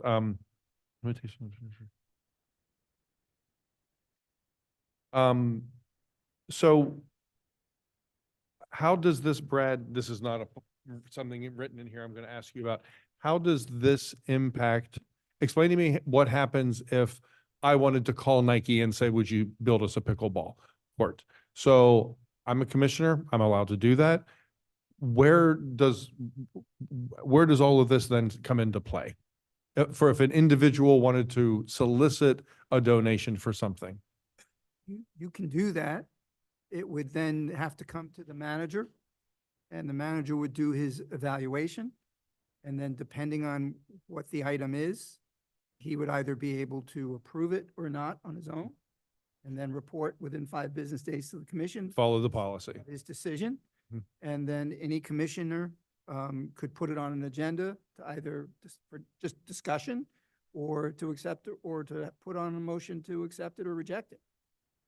So anyone's allowed to go solicit donations, but and get someone to say yes, but then the policy has to be followed after that. Yes, so Okay. if you were to reach out to Nike and Nike agreed to build a pickleball court in the Mhm. village, Mhm. then you would have a conversation, either you would have a conversation with the manager, Got it. or you would say to whoever the representative that you spoke to Nike, that works for Nike, okay, here's the manager's contact. Call him, and he takes it from here. him And let him work out the details, and then we'll ultimately, if necessary, it'll come to the commission for consideration. Because you also have the right to accept a donation that's initially rejected by the manager as well. So if somebody were to come to the manager and say, we want to donate whatever, and the manager says, I don't think it's in the best interest of the village, no, we appreciate it, but no, thank you. The manager would have to report that, just like an acceptance, within 5 business days to you all. And he just basically, it'd be a memo that would be sent out, blind copy to all the commissioners saying, on such and such a date, we were made this offer, and here's my analysis based on our policy. And my decision was to either accept or reject it. So he has to report it either way to us. Has to report either one, because you have the right to reverse his decision as a collegial body. Okay. That's the way I drafted this, that's what's anticipated. And that's for a donation up to what amount? It's up to, well, his authority in this particular draft is a donation up to 100, anything of value of 100,000. If that's what you're all comfortable with, we could leave that. What happens if someone came to us with a donation of $500,000? He would have to come to the commission you would have to approve it. He doesn't have the authority. It's no different than procurement. So if it's over $10,000 Okay. and if it's over $10,000 service or Okay. goods, he has to come to you. So if it's over that amount, it has to come to us. If it's under that amount, he can accept or refuse it. And one of us could decide if we need to discuss that. So within 5 business days, he would provide you a memo. Right. Here's what the donation was. Here's what the criteria was. I examined the criteria. Here's my opinion. Oh. Here's the action I took. And say, Commissioner, or Vice Mayor, excuse me, you receive it. You read it, Understood. and you go, I don't agree. I think it should be accepted, or I think it should be rejected. And then you would put it on the agenda Understood. like any other agenda item. That's perfect. Okay, then my last request would be that it says in here somewhere, and I'm projecting 10 years down the road, when there's 5 people sitting up here who didn't know and a manager who didn't even know we had this policy, right? But it comes through to the commission. I think this policy should be should be sent to the commission along with it, so everyone has a copy of the policy when they get the donation, when they're advised of a donation. If you want me to put that in the. Yeah, I think this policy should travel with it. Was that again? I'm sorry. 10 years from now, Mm-hmm. someone comes with a donation and the manager has to report, I accepted or denied this donation, that when he sends that memo out, that this policy is part of that attachment. It comes with it. Can I So say everyone- a little bit easier? Yeah. About if the memo just references the policy in the. That's fine, whatever it is, as long as it's in there, so we know that there's a policy and everyone can get to it. You don't have in a whole 10-page. Yeah, or just a link to it in Municode or wherever, it doesn't live in Municode, but wherever it lives, yeah. Yeah. I can put something. I just don't want commissioners getting something and like, what is this? Okay, that's all I have. But where It's does, not as bad as I thought it was gonna. where does this, what is it, coded? So where would this, It's something, it be kept by the clerk. It's just a policy. It's not an order. I didn't hear the what she asked. manager would The know? question was, where would this What's be it codified? order codified? In a way to your point of down the road, new managers, et cetera, how do we even know that this exists? Well, maybe I'm working off an assumption. I'm working off an assumption that there's a policy manual, there's a village policy manual. This would be incorporated into that. But Is there? It would be kept, it'd be kept by the clerk. The policy would be kept by the clerk, Okay. and it could be posted online. It could be made available to anybody who wants to see it. Chris, I don't know if you heard me on that. So yeah, it's like, I guess the question would be like, where does it go? Where does this live, right? Because it's sort of its own document. I mean, we can codify it by way of ordinance. We can do it that way if that's all your desires. The only reason I was leaning more towards doing it as a policy as opposed to an ordinance, is if you want to make changes to it over the course of its life, it's much easier to change a policy than it is to do it by resolution. Yes. As opposed to two readings of an ordinance. Correct. But we can do it. Some municipalities have ordinances To address this. as opposed to policies. So that's really your desire of how you're most comfortable with this being. But it would be, obviously, if it's an ordinance, it would be codified. So Brad, can I ask you very quickly then, because this is coming to us in resolution format, to pass this, if we approve it now, or do you need to go back and make the changes first? And then I come would back ask to us? you, I would ask you to table it, for somebody to make a motion to table it. I can sit down with Vice Mayor. If any of the other commissioners want to have discussions with me, we can do that. And then what I can do is I can incorporate all the changes or all the proposed changes into one living document that we can present to you at the new the next time we hear it. We can do it next month. Sure. And you all, when you vote, you could pick and choose the option. So if Commissioner Amsler has something a little bit different in the same provision as the Vice Mayor, I can put them both in there. Comment by Commissioner Amsler, comment by Vice Mayor, comment by Mayor, and then you all have it before you, and you can vote on it as amended. I think it'd just be easier for me to Yeah, certainly. And just so we, we can look at it again, make sure everything was in there. Brad, we're adding the attorney verbiage, right? I'm sorry? Say that again? Verbiage, right? We're gonna add that? Yes, of course. I made a note for that. Conferring with the attorney. And what I can do with all your permission is I'll try to get it, I'll try to meet with all of you as quickly as I can. And I can even just individually send a draft to you so you guys have it. And you can, I know it's a lot to read, so, It's not that, this one's not that big. It's just, again, it turns into a big discussion. it's got detail. Yeah. It's fairly detailed. Okay, may I ask you one more question before we close this out? Jonathan, can I ask him one Yeah, more? of course. Okay, so explain to me how this, now that there's a policy, how does it work if, let's say, I'm going to keep using the pickleball court hypothetical. I decide I'm going to raise $90,000 because that's what we need to build a pickleball court.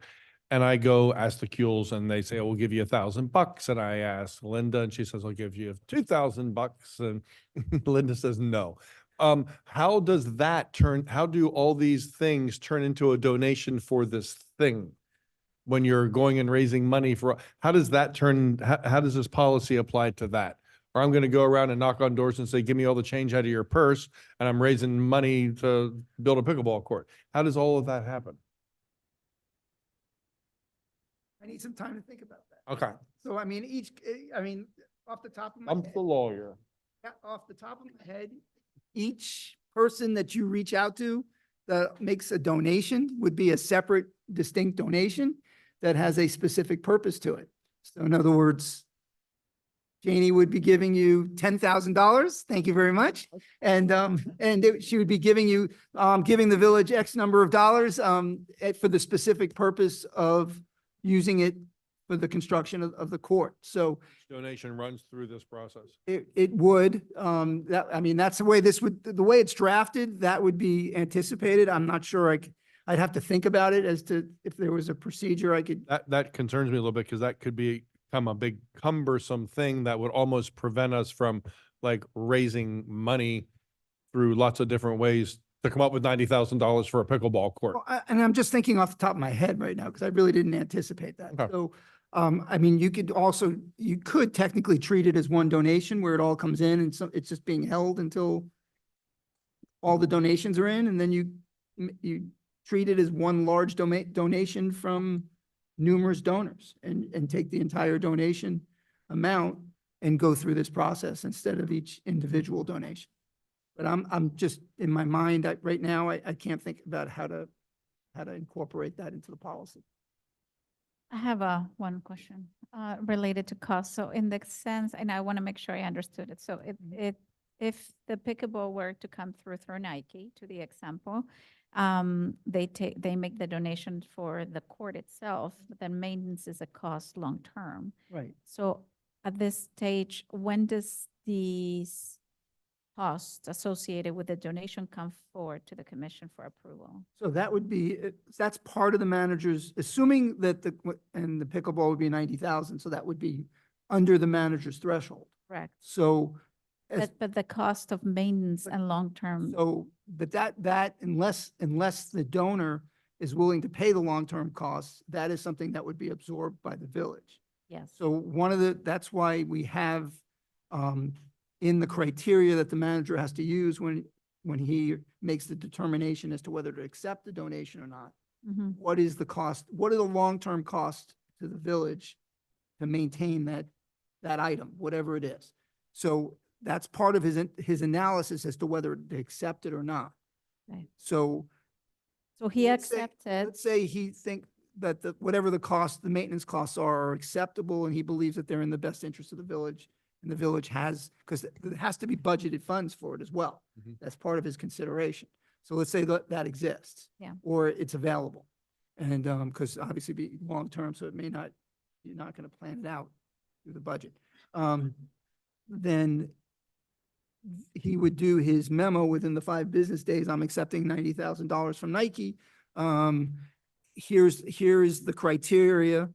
It's for a specific use of a pickleball court. I've analyzed the following criteria and determined that the maintenance costs, the annual maintenance costs of the court are X number of dollars. The village has funds that are budgeted for this particular year and has the availability to budget funds in future years to maintain the courts. They have a lifespan of X. I mean, those are the considerations, and he would put those in a memo. And if they're not in the memo, that is something that you could bring to the commission and put on agenda and discuss. discuss. Yeah. And then you talk them out, and Okay. if you all decided to say, you know what, yeah, we understand why you thought this was a good idea, we don't think it is a good idea. Because the long-term maintenance costs are too much. for Yeah. us. Whatever it might be. Yeah. You don't, Okay. sponsorship, you don't like the sponsorship. You don't like, I mean, obviously you couldn't do it by message because that might be, there might be some First Amendment implications there, Yeah. but, yeah, you ultimately have you all, as a collegial body, have the ultimate say the way this policy is drafted as to whether or not that donation and what the conditions are of the donation. Sometimes it's very direct and sometimes it's indirect that we can let it go through without anyone objecting to it. You could. Yeah, okay. Right. I mean, each individual commissioner is going to make that decision of their own, because if you, by virtue of you saying, no, I don't need to put this, I'm not going to put this on the agenda, then the manager does what he's authorized to do by policy. Right. And anybody can put it on the agenda. It doesn't have to be, any one commissioner can say, put it on an agenda for discussion. Just like any other discussion item. That makes me feel good. So if there's no other, for now, if there's no other comment, let's go ahead and I'll make a motion to table it. And then with the understanding that we're all going to work on this back to us and yeah. No, you can just do a motion to table. motion to table? It's discussion. It's Okay. in discussion.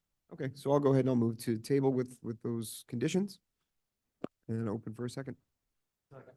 Okay, all in favor? Aye. Aye, okay. All right, thanks, Brad, and thanks, Chris. So let's go ahead and get to our amended discussion items. The first of which we moved to the top, is going to be 13D, which is our discussion on adding the police officers for traffic enforcement. We have our chief and we have our deputy chief here. So if, I don't know if you want to be available to discuss, but first things first is we'll go ahead and ask Chris to introduce the item for us, because it was the direction that he bring this information to us, I believe. Absolutely. The question was asked at the last, I believe it was the last CIP meeting. It could have been the commission meeting, as to how much it would cost to have 2 additional traffic officers. So that's a question we posed to our police department. And the answer is we would be spending approximately $38 per hour. That's including wages, taxes, FRS, as well as vehicle fuel. As I shot out an email earlier this afternoon, I should say, there were 2 typos. So the cost per officer at 20 hours a week would be $39,520 per year. The cost for the 2 officers, so 2 officers working the same traffic detail 20 hours a week, would be $79,040 per year. Okay, so the updated number is 79,000. That's 2 officers. How many hours a week? 20, 20 each. correct. 20 each. We have to have two officers running traffic for safety reasons as well as just operational radar reasons. We need one running that radar, one running that radar unit, and then the other ready to intercept. I'm not sure what the proper term is. So have there been, have you made any kind of initial considerations about where the money would come from or how we would fund those two roles, those two positions? Mr. Winklejohn, you are still on, I see. So we don't have the available funds in the police department budget or admin or code to absorb this. We would need to pull these funds from someplace else. So that someplace else would be the capital improvement plan, or, and the reason I wanted to chat with Mr. Winklejohn is this something that we could change? We currently set aside, I believe, 75% for the emergency fund. Is that something that we could tweak to use $80,000 from that for this purpose? Yeah, your ordinances require a budget amendment for that type of, that's a policy shift. There's probably ways to look at it, but typically, yeah, I believe that's really a legal question. What about, we've already talked a little bit about this. What about the seizure funds? What about what? The seizure funds, the funds that I again, I know there was a little. I think we can both agree that we can't use those for labor. Can't pay salary. There are certain circumstances where you can pay salaries, but you can't pay normal operating. And again, from what you had said earlier, the idea of kind of moving those funds around and then it's kind of out the window, right? We can't use the seizure funds if we wanted to move something around within the police budget and then kind of supplement it with the seizure funds, correct? Right, so, and I just had the section up. Give me 1 second. Sure. While he's looking for that, Chris, could the seizure funds be used for some of the hard costs associated with, there were costs in here for uniforms and other things. It could be used for that because those are not in the budget and those are not labor related. Is that correct? So it could help us in a little way? That I'm going to get back to you on. Just to go back to what we were talking about originally and looking at the guide, when it talks to supplantation, it says equitable shared funds, which is what we're talking about, must be used to increase or supplement the resources of the receiving state, local, or tribal enforcement agency. Share funds shall not be used to replace or supplant the agency's appropriated resources. And the example they give, a police department receives $100,000 in federal equitable sharing, only have its budget cut by $100,000 by the city council. In this instance, the police department has received no direct benefit from the equitable sharing whatsoever. It's the city that received the benefit, and therefore that would be considered supplantation. So you can't, as I said before, you can't decrease the police department budget, and nor can you.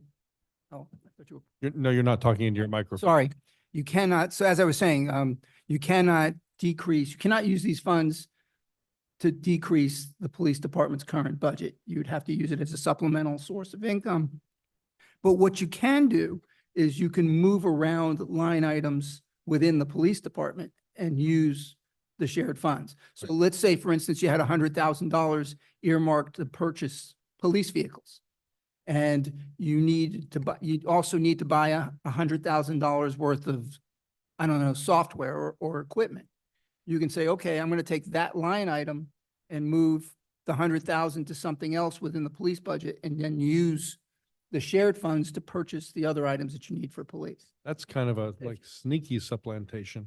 It's not because, like I said before, the way they look at it is they look at a macro view of the budget, not a micro view. The budget increased. So the budget went up. Got it. Okay. It was 100,000, now there's 200,000 and you're buying new stuff that wasn't originally budgeted for. So that's the way they look at it. So for example, we could use it for something, you could either do that kind of maneuvering or a brand new purchase And of things. Like we wanted body cams. That would be, it's not in our budget. We don't currently have it. That would be a brand new thing. you can purchase, I believe from my memory, you can actually, law enforcement equipment is a permissible use, is what they call it. And uniforms are part of the permissible use. Okay. So, and I was looking at salaries that, you can use it for certain salaries, but it's very limited. Let me ask you a question. Could you, and this is a question I'm gonna be asking these guys in a second anyway, and maybe I'm not sure who the question's for, quite honestly. If we wanted to do this, are we obligated to add it to our budget permanently? Or could we do like a pilot program of it and say, we'll do it for the second half of this fiscal year, effective April 1, there's 6 months left in the fiscal year. It'll be half that amount that we're looking at. And it's a pilot study, and then they'll report back and we'll see what they accomplished for us and da, da, da, da, da. And then we decide at that point at budget time for next year if we're going to continue it. Brad, is that a new use in the budget? Because it's a not, these are new officers. I'm just thinking out loud here. They're new officers and a new use that we never had before added to the budget. The budget went up as a result. I'm listening, I'm reading at the same time. You So understand where I'm going with this? I Creative do. bookkeeping. Hmm? Creative bookkeeping. Well, in a sense, you know, I hate to use that with the feds listening because it's, yes, but the matter is you can move money around like that. So Yeah. I wouldn't call it creative bookkeeping. That makes. me You're feel a allowed to little do bit, that. Okay. But you're allowed to take money within the police budget and move it around and say, we didn't have money to do this. So we're going to take this money and put it here, and we're going to use the shared funds to do. That's not exactly what I'm saying. I What mean, I'm saying is these guys would take 2 reserve officers and make them part-time officers. Those are new officers and in a new use that we never had before because we don't have a traffic detail or whatever you call this. So it's a new use, it's new people, it's all new and added on top of a current budget in this fiscal year. And it's a pilot study kind of a thing. So I get You're not Brad, well, using the shared funds to pay the salaries of these. that's what I'm asking. Could you, considering that it's this new stuff No.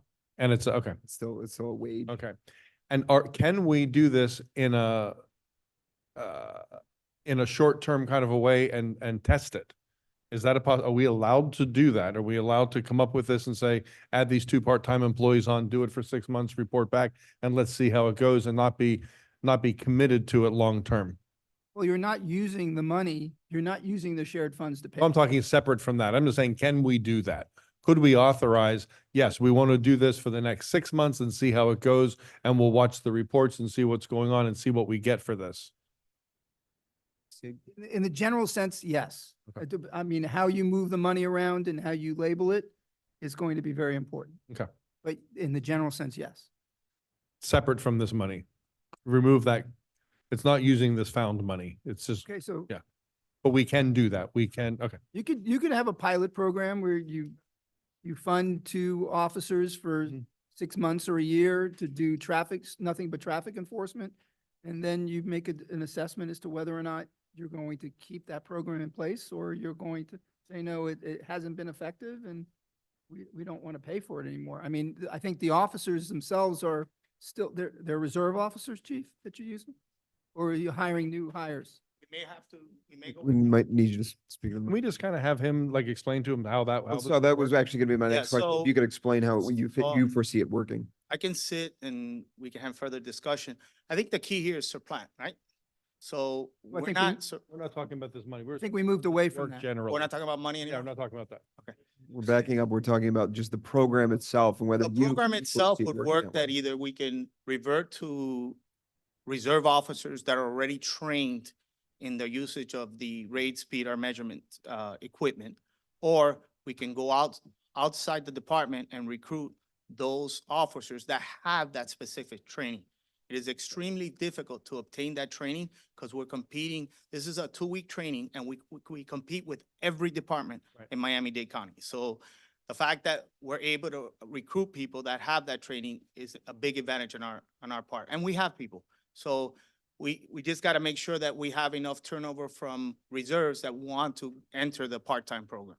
Well, so that was gonna Do be you my have next that question. now? Do you have 2 right now that are certified or whatever it is that could do it in We- reserve? We have reserve officers that are certified in radar measurement, but we're still working to see if they would like to convert to the part-time program. I don't have the answer. You don't know. I can't sit here and say Let me- 100% I have both of them. right Chief, now. let me ask you a question in regards to something that Mac asked about, making this perhaps something not permanent, but like a pilot program.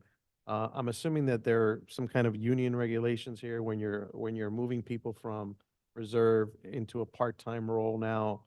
I don't know anything about how the unions work, but is that something that you can do? Say, if we want to do a pilot program and 6 months later we say, hey, we don't like it. We don't think it's really working. Can we go back and change that? Is there any union issues there? Yeah, so to answer that question, part-time officers and full-time officers are recognized by the union. But here's the catch. If it's a pilot program and it's within 6 months, we revert to the right that they're still on probation. And if we abolish the program, then they could revert back. So that's what we have, is it's a 6-month window to make a decision on whether we want to continue it or we want to not continue. it? Correct. And the discussion I would like to have with the attorney, and if we're not supplanting, then these are funds for a completely brand new officers, brand new thing. In the past, from my experience back in the city of Miami, it was something that as long as you're not supplanting, you can add it to your budget. So your budget just. You're saying you could, because these are new officers, in your Correct. previous experience, you were able to spend it on that. Correct, correct. So, but I'm not gonna second guess our attorney. I want to work with our attorney, and I want to make sure that everything we do is legal, ethically, and morally correct. That's the basis to everything that At least that she I wants work to under those follow the premises. laws. So Can I ask you, Chief? I'm sorry. the chief and I could talk about it. Yeah. The way you essentially would do it is what we were talking about before. So you would take money that was earmarked for another police project and transfer that to a line item for the salaries of new officers, if that's what you're doing. And then what you would do is you would take the shared funds and use those funds for the permissible, let's say it was equipment, because which is permissible, to purchase the equipment that you were going to use the original earmarked money for. And that's not supplanting. Got it. So, I mean, that's the way most departments will do it. That makes sense. Chief, very quickly, in your opinion, do you have reserve officers that would be interested in this thing? First, before we go that far, do you have two officers that you could say they are comfortable with the idea of going into a pilot program for however many months, with the understanding that it may not be continued, they may have to go back down to reserve? Well, that would be something that, if this program moves forward, then I would present that to the employees and have them make that decision at that time. We do have a large group of reserve officers that allows me to provide not just the minimum staffing here, 2 officers a day, but 3 and 4. Mhm. And that's why you're seeing an abundance of traffic enforcement out there. As we're speaking, they're making a traffic arrest. So we do have that. So I'm hoping, and that's the direction I want to go in, is to recruit within so we can get them out there as quick as possible. Do you, since you're up here talking about it, you weren't at the meeting when it first came up and Deputy Steele came and I asked him put him on the spot and said, Yes, you right did. now, well, sorry, he did a fine job. He came up with an idea that's really interesting us. And I said, what would you do right now that would make a difference? And he said this. Do you think this would make a difference as well? Having, Absolutely. Everything that we can do to make an immediate impact is helpful. I mean, we already started putting strategies in place where we're having more traffic details on a daily basis. So anything we could do with these officers, you're talking about 2 officers that are here 20 hours a week, 2 of them, that's 40 hours Mhm. just for traffic. and it frees up the other ones to do the regular policing. Correct. So our guard's not down in any way Correct. by having these, okay. Yeah, so a lot of people say, well, there's not a lot to do here. Well, the officers, besides when the calls they answer, we do a lot of watch orders. We do a lot of visibility patrolling. As you see them, they ride around with their lights. Believe it or not, it's a huge deterrent. If you're stuck, okay, let me reverse. If you have someone stopped and you're stuck on a traffic stop, you can't just abandon that stop and leave for a call unless it's extremely critical. Mhm. Okay, so because it's a safety issue, and you're not gonna leave a motorist stranded in the middle of the street till you don't know when you're getting off that car. So that's very, very important. We're gonna dedicate these officers solely for traffic. I had a question, Chief. Yes. So into that. Because, so I've seen it. I think people have said it before during comments. We see more visibility. There is more visibility. There is more, definitely something's changed, right? So I wanted to ask you that. So what's changed versus what we were doing before that is working? And makes me wonder, do we need more, right? Because it's working in the sense of providing the visibility. And so the next thing, and I think to the point of measurement after is where, we can increase the budget and provide that we have additional officers helping us with traffic. The next question is going to be, how do we measure? How are we doing? So I'm trying to understand from what we used to do and what's changed since, things kind of shuffle up a little bit, and how these new two officers will kind of blend into the new strategy you have in place. Okay, so that's a great question. So first and foremost, I want to say this, that I'm very thankful to the residents that continue to support us, that have worked with us, that have brought these issues up, that have, for the last 6 years I've been here, have been totally dedicated to helping the police department, the commission, and everybody with these traffic issues. This is a priority here. I'm not blinded by that. And every year we try to improve what we're doing out here, the strategies that we're doing out here. So first and foremost, I thank the residents. I commend them. I never take anything personal here. Everything is about business. So Yeah. every comment is a positive comment to me, and you build from that and you try to make it constructive. So we'll begin that platform. Second of all, when Deputy Chief Steele came and presented his presentations, it was very structured. It talked about traffic enforcement, traffic calming, which is part of the discussion today, technology, talked about traffic safety and traffic studies, and it talked about safety zone and safety swales, okay? It's a holistic plan. So what has changed, Chief? That we're taking this into a whole new approach. We want to we're not going to solve this problem by ticketing our way out of it. It's never, ever going to happen. It's not going to happen here. It hasn't happened anywhere. We are going to do traffic enforcement, but ticketing is just one facet of this whole plan. The plan has to encompass other things. Yeah. So when our attorney was talking about technology, we had a sidebar.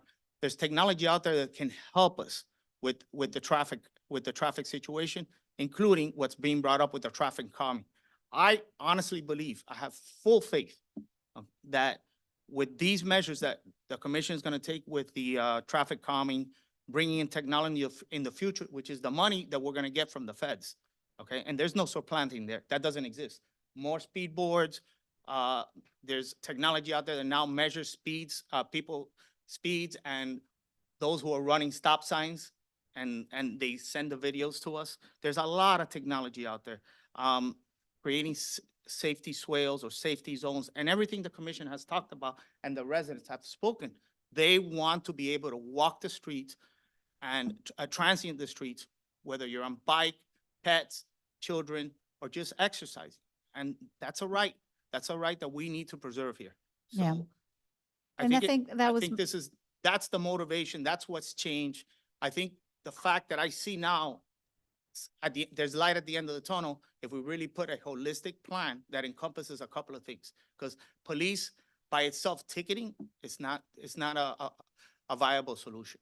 and I think that's very Not by clear. itself. I'm sorry, I apologize. Not By itself. You said it, I'm just reinforcing, not by itself. Not by itself. No, and I think that's where my point was going. And we've talked about so many things. With the CIP, you see the impact of $30,000, how big it is for us. I mean, we currently have in the CIP, I think I was looking into it, $30,000 for the beginners of road repairs we've been talking about, which are critical as well. So for the first time, we're looking at this in a more holistic way, 360, you will. And there's a lot coming towards, and there's going to be a lot of other things being implemented, that we're going to be discussing tonight. So that's what makes me wonder, still, you believe this is the best approach to have two full-time employees? It's two, right? Two part-time. So it makes up one, sorry. Correct. And that would be for $40,000 a year. $80,000 a year. Or- 40 per officer, so 80. So 80,000, it's a big take for us.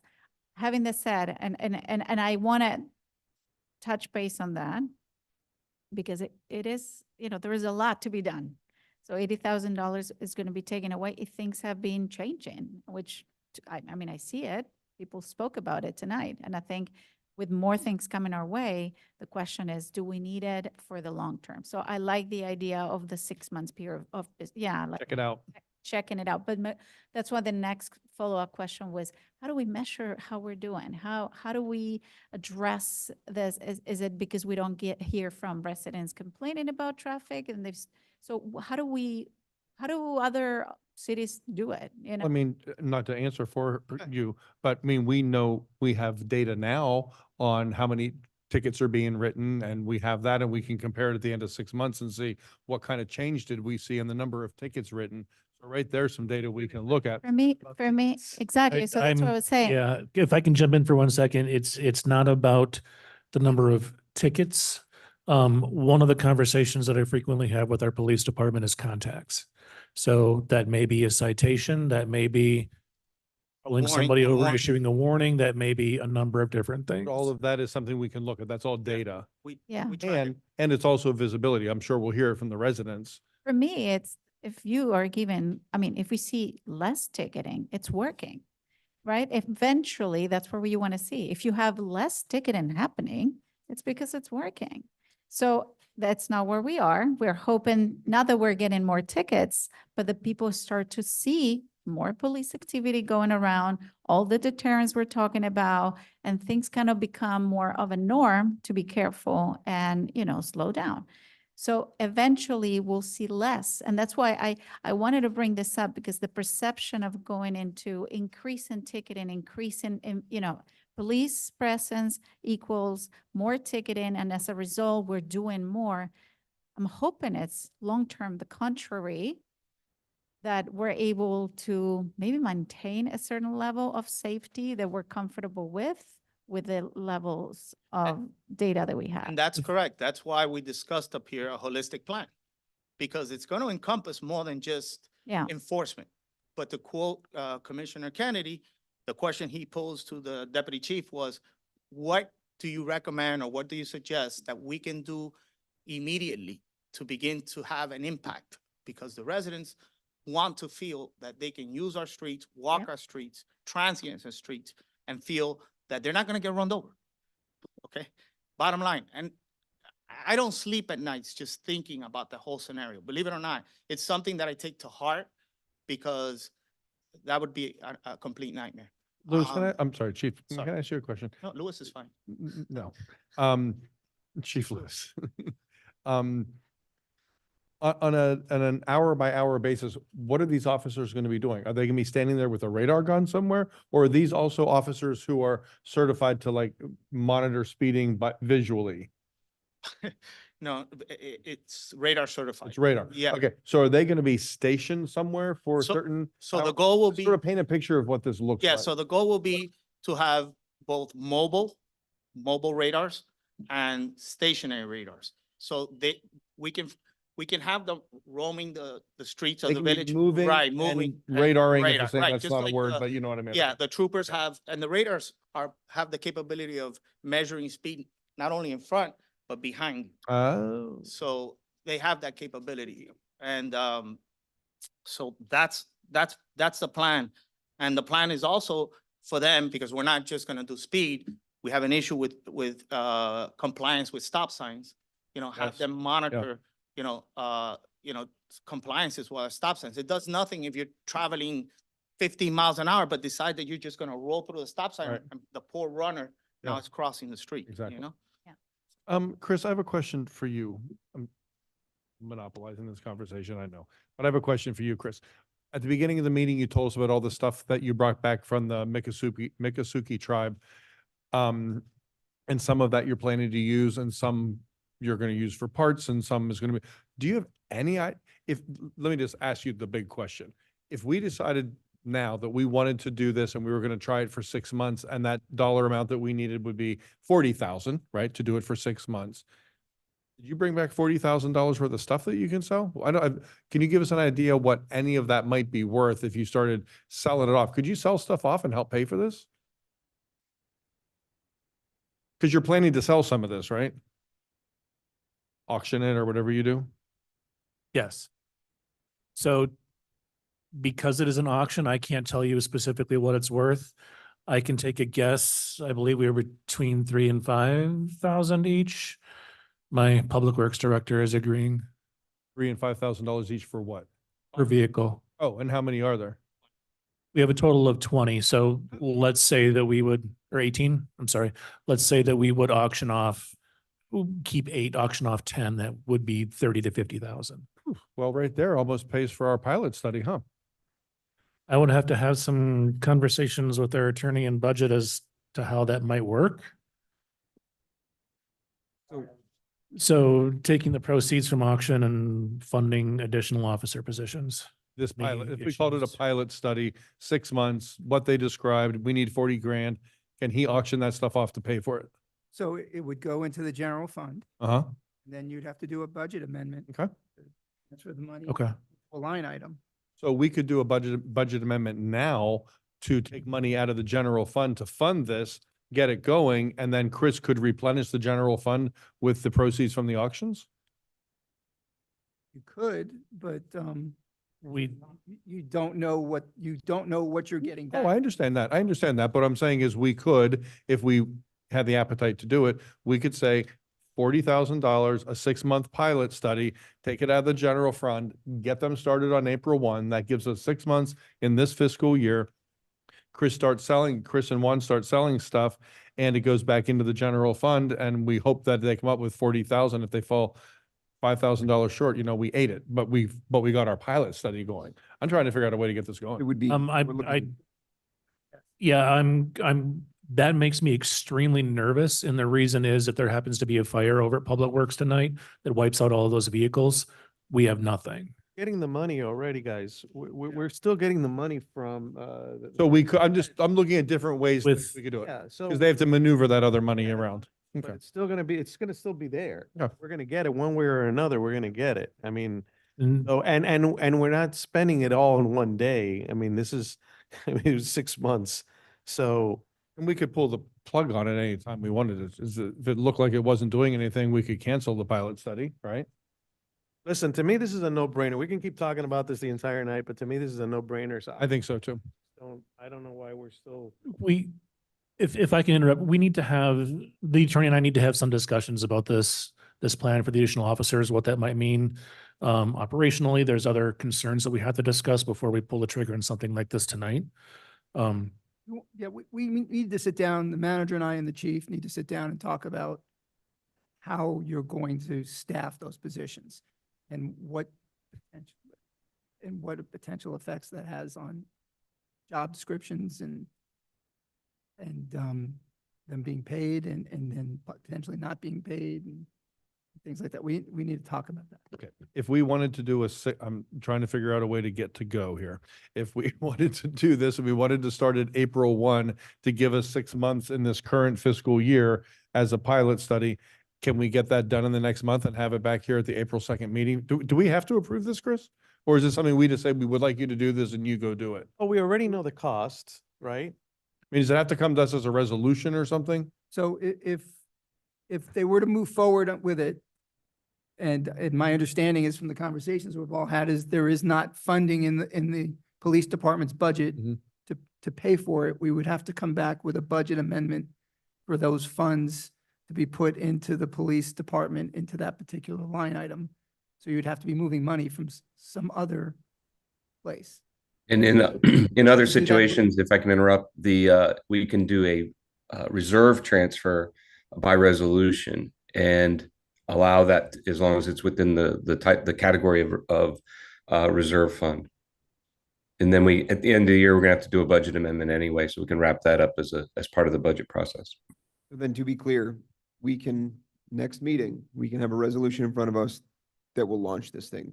Look, I'm cutting corners and I'm. Correct. again, But if we can have a resolution in front of us and maybe some recommendations on how the seizure funds could help us, if they can, or just some recommendations on how things can be moved to pay for it. It sounds like there's some financial stuff that'll have to happen behind us to get this all cleaned up, straightened up, good to go. There- but Get a resolution. We'd like to get it going. Right, we can get a I resolution. would. Yeah, there, with the caveat that there are some legal issues that we need to work through, but Sure. generally speaking, yes, absolutely, we can do that.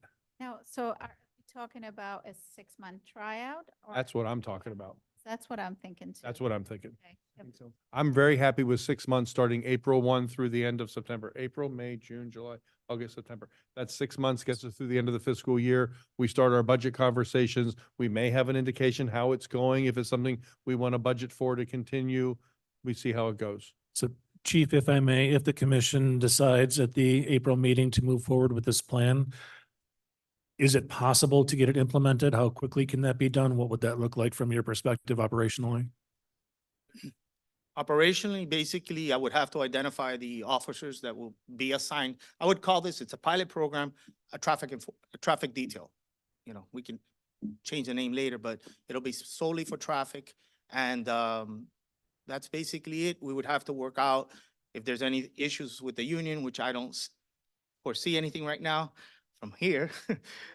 Yeah, we have to have a discussion. And then, you know, the parameters that the manager is gonna implement. These Have the steps- But I think it's doable. We have the vehicles available as well? Yes. Are these steps that you can get started on now? So by the time we're hopefully passing. the resolution this Absolutely. month, As we'll soon know. as We can we work on leave- that in March Yeah. until our April meeting. Starting tomorrow morning, we'll Okay. start trying to identify the personnel. This is That's another, the most important thing. this is another silly question. Officer Jones is out there on traffic detail tomorrow, and she sees someone chasing someone down the street with a gun. She's on traffic detail. She can go be a regular cop and go do the job that has to get done. Absolutely. Okay. So, then what I'd like to propose, for a majority vote is that you start looking into those figures for us to consider, and that we, the manager and the attorney work together to put together a resolution, to approve the 6-month pilot program to bring these 2 officers in on a part-time basis to act in traffic, as traffic enforcement. Well, I don't know that you need a resolution for that. No, I'm saying. Finances. Okay, We're gonna- if it, that's fine. I think we That's got it. fine. Okay, so that's what I would then, right now, I say, would put to the commission. If we have majority, vote on that, then Just, if I can just get clarification, is this then to have 2 officers working 20 hours a week on traffic? Or are you looking at approving a blanket amount of $40,000, whatever that would look like, just so I have the specifics? Yeah. I think it's, yeah, The I 2 agree. officers. I think the way, the way that's been prosed. Yep, I agree. So. Good, okay. So then, do we have consensus on that? Yes. Hello.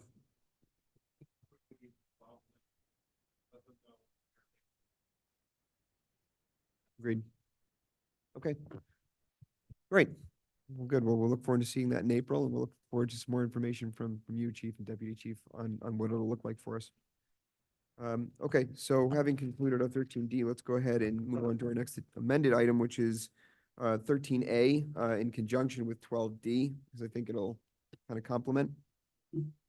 So really, 13A is the interlocal agreement. There's a lot of backup. I know there was a lot. Most of that was samples in contracts that were provided by the county. There was a lot of reading. It was really more to support the attorney in his efforts to get working on drafting something. So this started at the commission, the county commissioner's office. Her chief legislative aide had brought it up to me and said that the county has an interlocal agreement. We talked a lot about the challenges that we face and the difficulties in timing in getting a traffic study, procuring the money for it, getting it done, then going to the county, identifying it's a long process. And I was like, there's got to be a faster way to do this. So they brought up this idea of an interlocal agreement. Very generally, and kind of, well, more essentially what the local interlocal agreement does is it grants the village the ability to control certain aspects of traffic. Now, they do differentiate between traffic mitigation and traffic calming measures.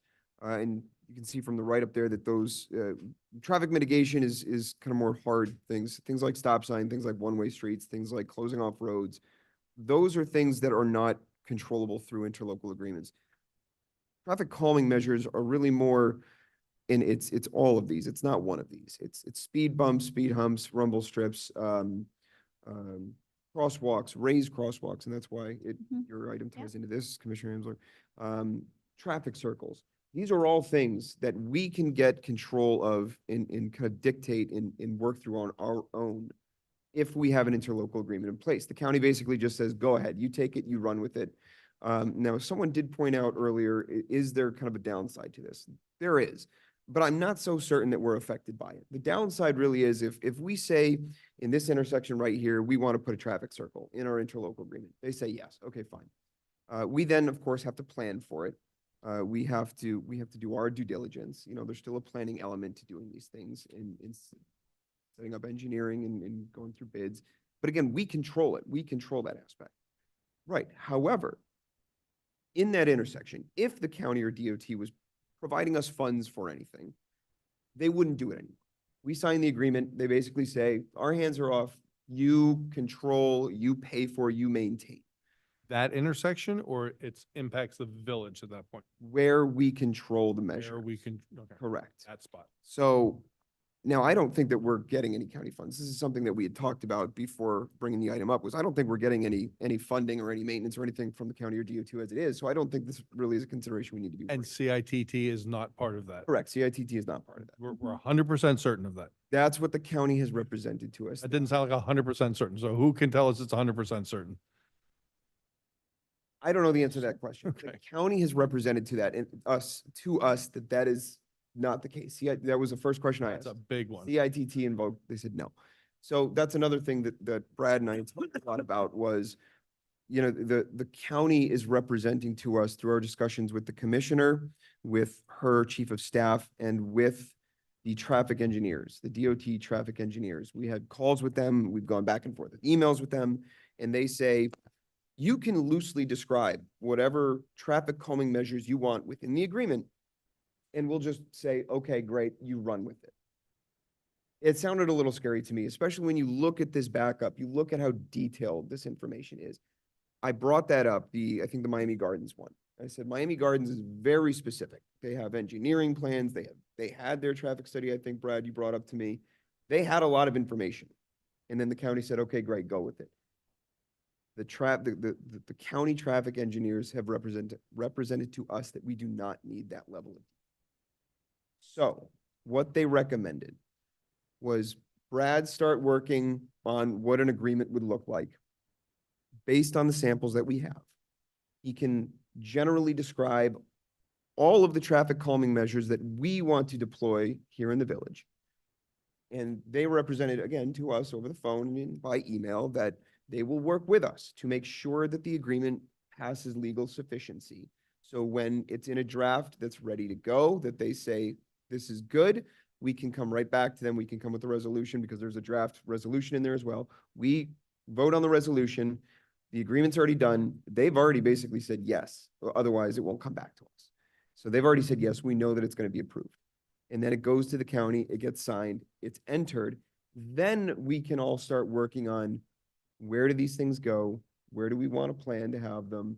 Where are they most effective? We kind of start, and that's when we work with the residents. We don't need that level of specificity going into it. No, we do not. We do not need that That right. part we're sure on. That's what the county's told us. Now, to that point, what my understanding is leaving that conversation with the county traffic engineers was, if that's not the case, if we go to the city or we go to the county with the agreement drafted as it's been drafted, as we've kind of been directed that it will work. If they come back and say, no, there's all these other problems. Well, now Brad's going to have to come back and say, well, guess what? The county was wrong. We have to do these additional things. But again, right now, what the county has told us, we can draft it very generally. And we can say well, and I'm paraphrasing, of course, you know, you have your work to do too. Speed humps, speed bumps, rumble strips, traffic circles, crosswalks, raised crosswalks. We can just identify these. List them, no and location. Enumerate them, Okay. and they will say, fine, you're good, go ahead. Then we get into the planning stages of working with the residents to say where are the problems, working with the police to say where are the problems. That's when we can the community can put their hands on it. And I am remiss that I did not mention, I agree that the residents having brought this forward, it never would have got this far if the residents hadn't. So thank you to all of the residents. So I apologize. I meant to lead with that. I just got excited. So that's where we stand right now. The idea at this point in the vote that we're looking for, the consensus that we're looking for, is simply to have Brad continue drafting this agreement with the understanding that the county has given to us. Work with the county to make sure that it is legally sufficient. Bring it back to us with a draft that's the county has said, okay, you're good to move forward, and a draft of the resolution. So that's the idea, because we will not get into the actual planning and deploying these measures until we have the agreement with the county. So that's the idea. That was a long way of getting to where I needed to get, but it's been a lot of work, and they've been very receptive and very helpful. You send an email and they get back to us within the hour. So I think they probably have an element of, great, let them take it. We don't have to worry about it. This also does not affect the county and state roads. So your Griffing, your 6, we can't touch those. So someone else had mentioned earlier, traffic studies. We still do need a traffic study. We still need to continue going through the Safe Streets grant to get the traffic study, get it paid for, because that will allow us to deploy traffic mitigation measures anywhere in the village, stop signs, road closures, one-ways. Those things we cannot touch, but also out on the county and the state roads. The traffic data through the traffic study will help us on those areas. So this is more the kind of inside the inter-village roads, but it's a start. And it's a start on something that we can now maintain control over, and we don't have to worry about the county getting in the way. And I don't mean it getting in the way for anyone at the county. County being the gatekeeper.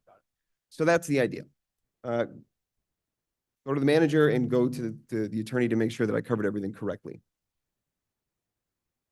Yes. Okay. The only thing, if I may, the only Yes. thing I would add is, and the manager and the mayor have seen a working copy. The agreement with the county in draft form is probably about 95% done. I was able to get it done. Wasn't able to get it on the agenda in time, but it's done.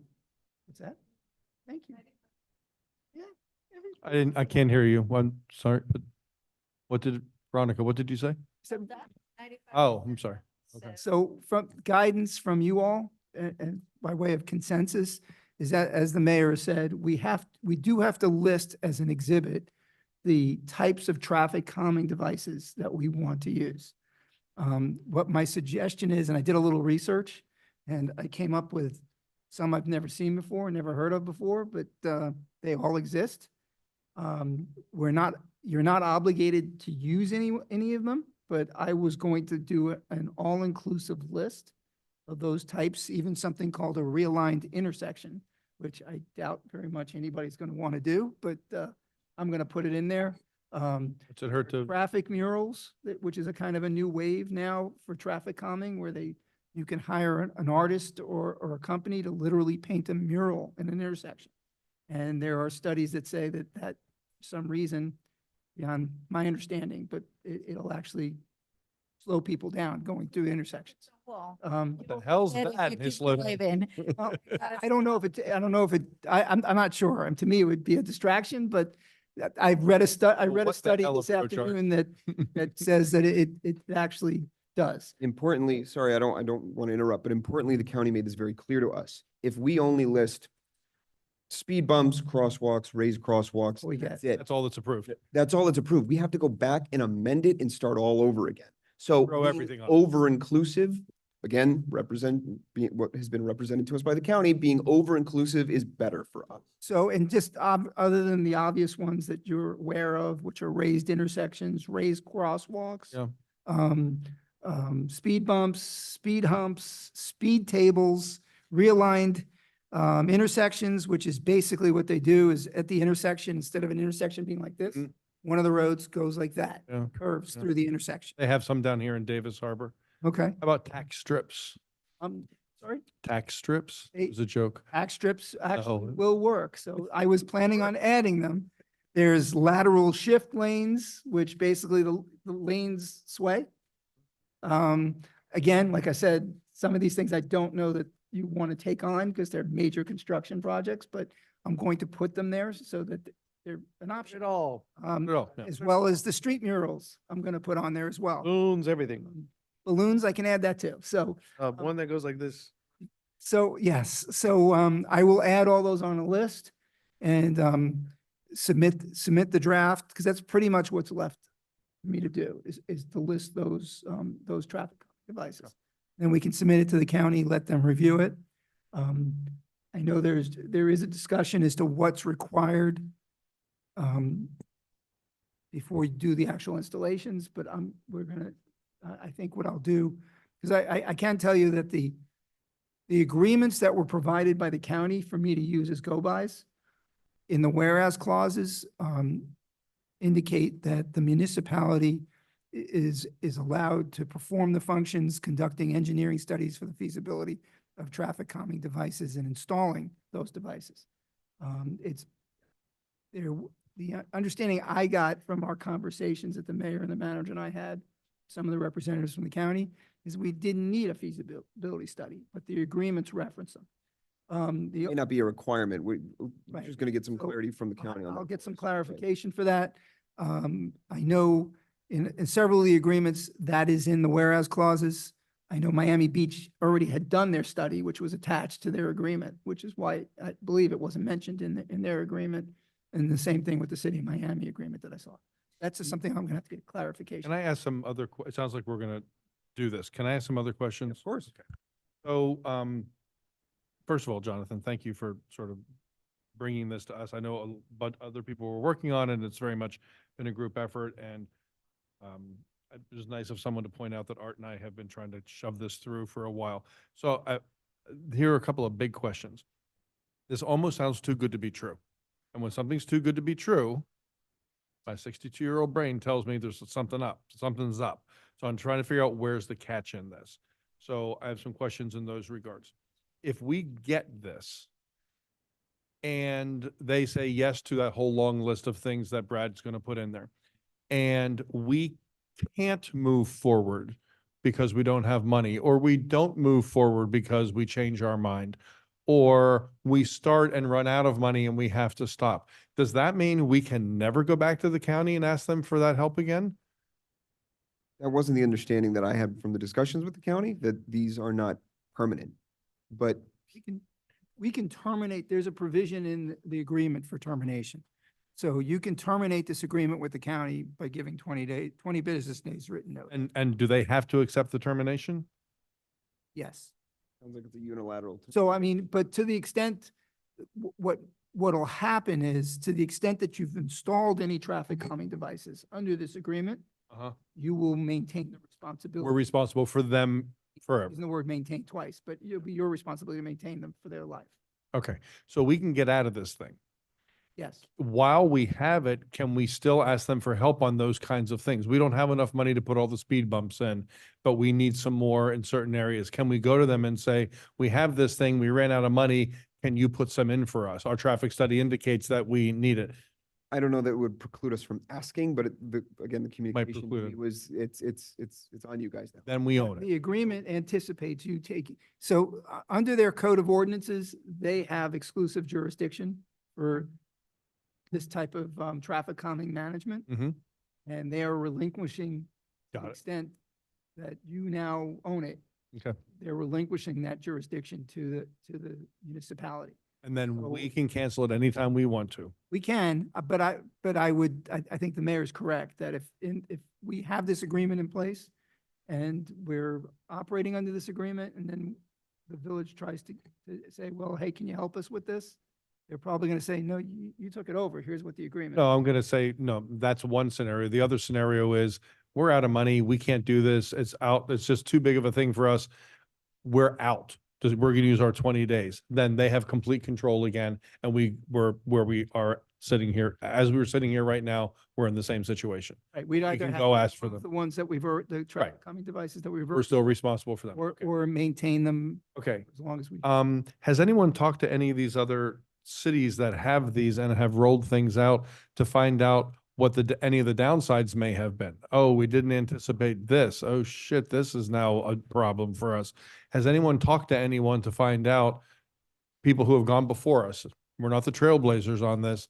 Has anyone talked to them to find out how it's working, what unintended consequences there were that they hadn't anticipated? I hadn't spoken with the municipalities that we had here. I did share it with El Portal because I know they're going through the same traffic issues as us. Didn't really get much of a response other than thanks. Yeah. But I'd be happy to call them up and ask. I think it might be worthwhile asking because you never know what you're going to find out. course. Like, yeah, we're glad we did it, but we didn't anticipate this was going to happen. And geez, the expense of this was something we hadn't anticipated and budgeted for. You never know. Hopefully you find out everything's hunky dory and you know, it's all just swell. I'm right? sure, you know, it scales, right? It scales on how big these measures are, you know, if we have a speed, again, if it's, the efficacy is another question, but if we put a speed bump in, you know, what's the maintenance cost? They put in, for example, Miami Gardens, they put in a giant, you know, rotunda that had all the plants and the green space and everything. Yeah. You know, maintenance there, different than maintenance. there. Right. Yeah. Okay, the CITT, I really want to hear a very firm answer on that. That's like my big concern is CITT. That was the first question. They said no. I certainly welcome, in your discussions, Brad, with the county to just confirm that that CITT. Like something in will not writing. be impacted. I mean, if it's More not money. just like someone saying it on a phone call, but something in writing, because we can't afford to have our CITT money messed with. We went through that before years ago, and it took us a long time to get that cleaned up, and we're budgeting that money to be spent in years future. So we need to make sure we don't step on that. What other abilities might we lose? What other liabilities do we gain? It's just, I'm trying to figure out what the downside might be here. The only ability that, or the only positive thing that we would have lose again from what they told us is it's your responsibility. Mhm. So to the effect that, or to the extent that the county was assisting us, they would no longer do so. And that was a discussion that we had. Assisting us to No do it. assistance. Right, well, that was the discussion that I had with the manager right away that same day, I think, was, I don't think they're doing anything on these No. intervillage At least roads, so Okay. we should be covered. This is one less, Right, exactly. that's their advantage. One less thing they have to worry about. Does this in any way impact our septic sewer road stuff in any way? And only to the effect, I would imagine, that we have a traffic calming measure on a street that needs to be torn up Be torn? to then put in the sewer, sewage lines. And you also do take on all the liability and indemnify the county. Which I think, I don't want to put words in your mouth, Chris, I think that was something that was brought up with the carrier, was if there was that something that was discussed with the carrier, where if there was liability over a traffic calming measure, damages or injuries, that's something that's covered. Generally speaking, yes, it's covered. And if the county were installing them, Chris, are they liable for that, or would we be liable for them anyway because they're in the village?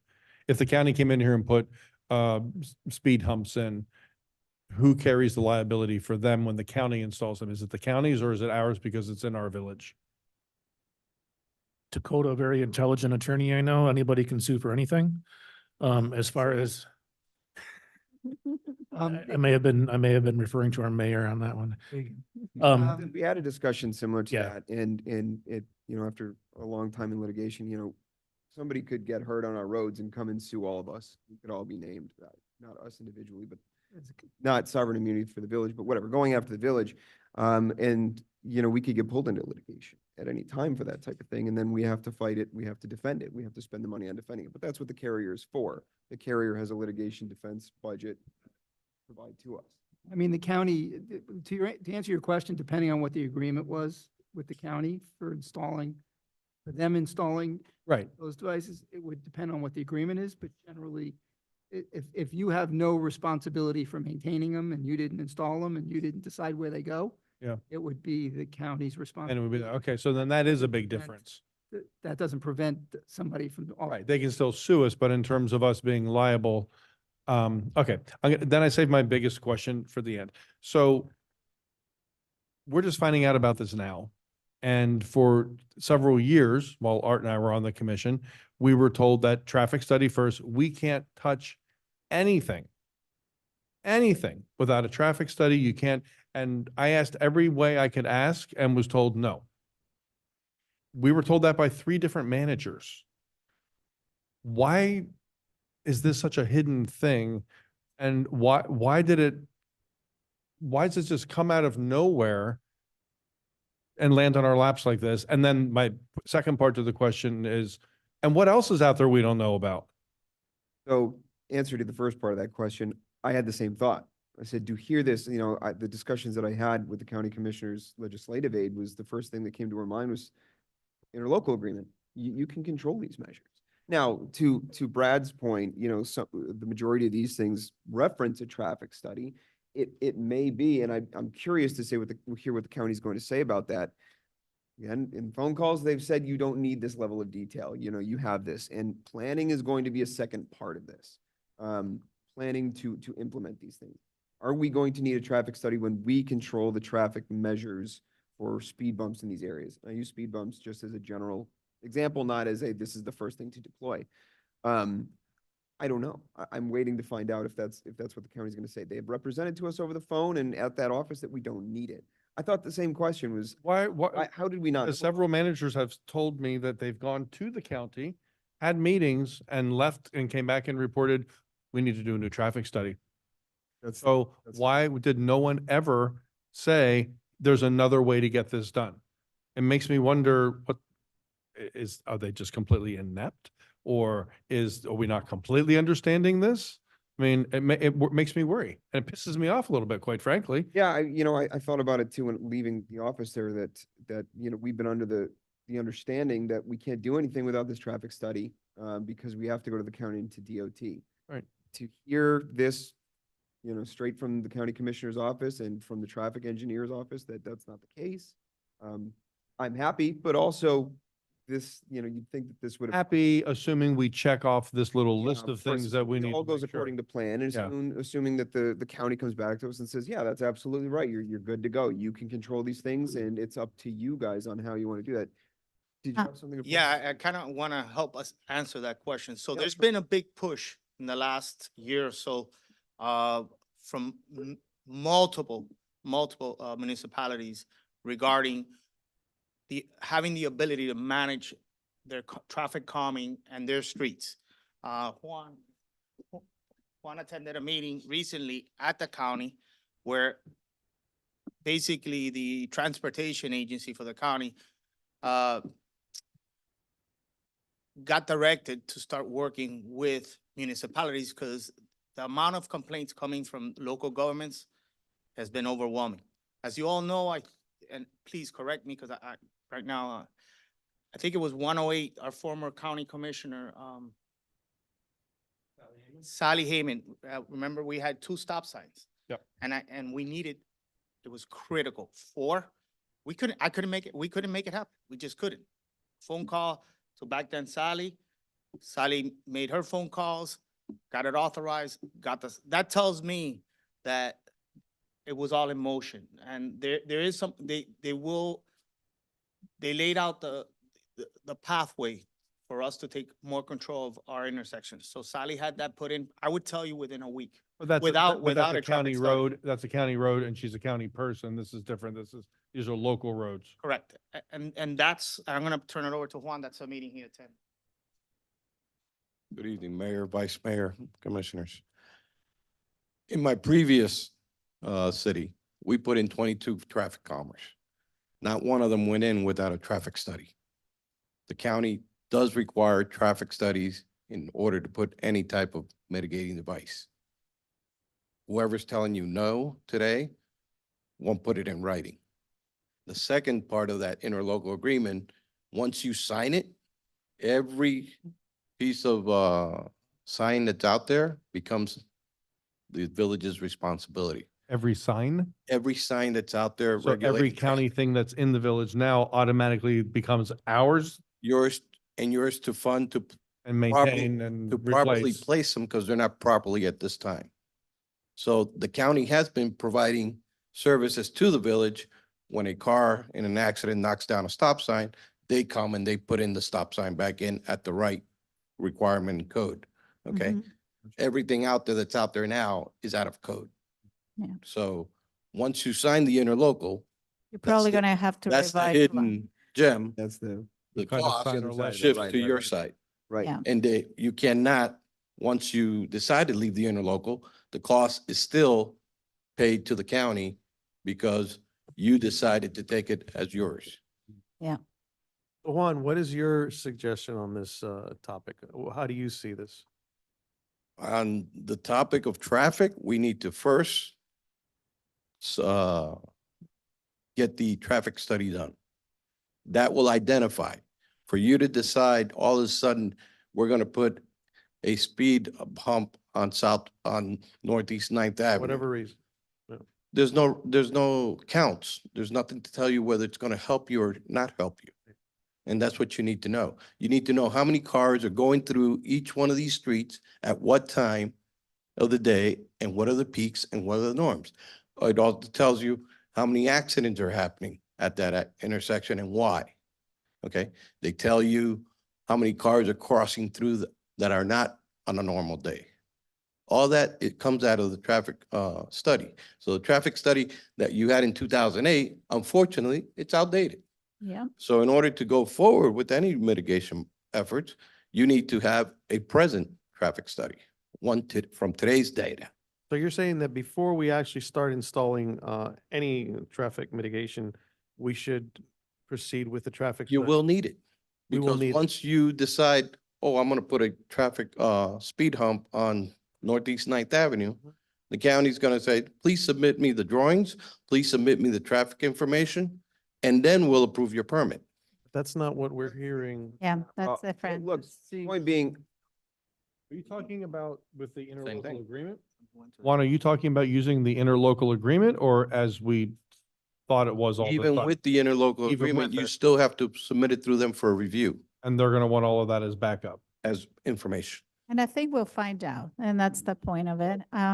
If I can. So first, thank you. It's so nice to meet you, by the way. I'm very happy you're here. And so on this, thank you very much as well. I know there has been a lot of work among everybody, moving these pieces. So it's, there's two different things, I think. One is with the interlocal agreement that we're talking about inside the village, and the other one that has to do with county roads, et cetera.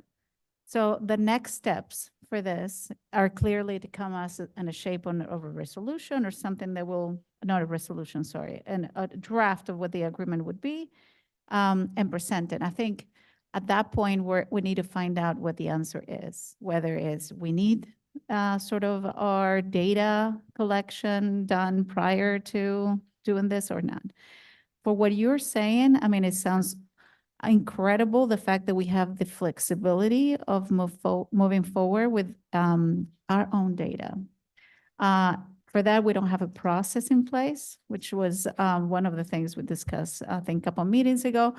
And we need to define what the next steps are going to be. But at this stage, the first step is presented, get the feedback, whether it's a yes or a no. No, you need A, B, and C. You just brought A and B. So we're going to be, so there's going to be several phases as I see it. So whether we need the traffic study, it's already in place. We have something already going. I share with Chris a little bit my concern about the Safer Streets grant. It's that we don't know anything about it. It's a little bit matching, but there's not a lot of information as time frame or what it expands to or what includes, So a lot of it is a county, it's internal. So there's going to be so many questions now that we have this piece.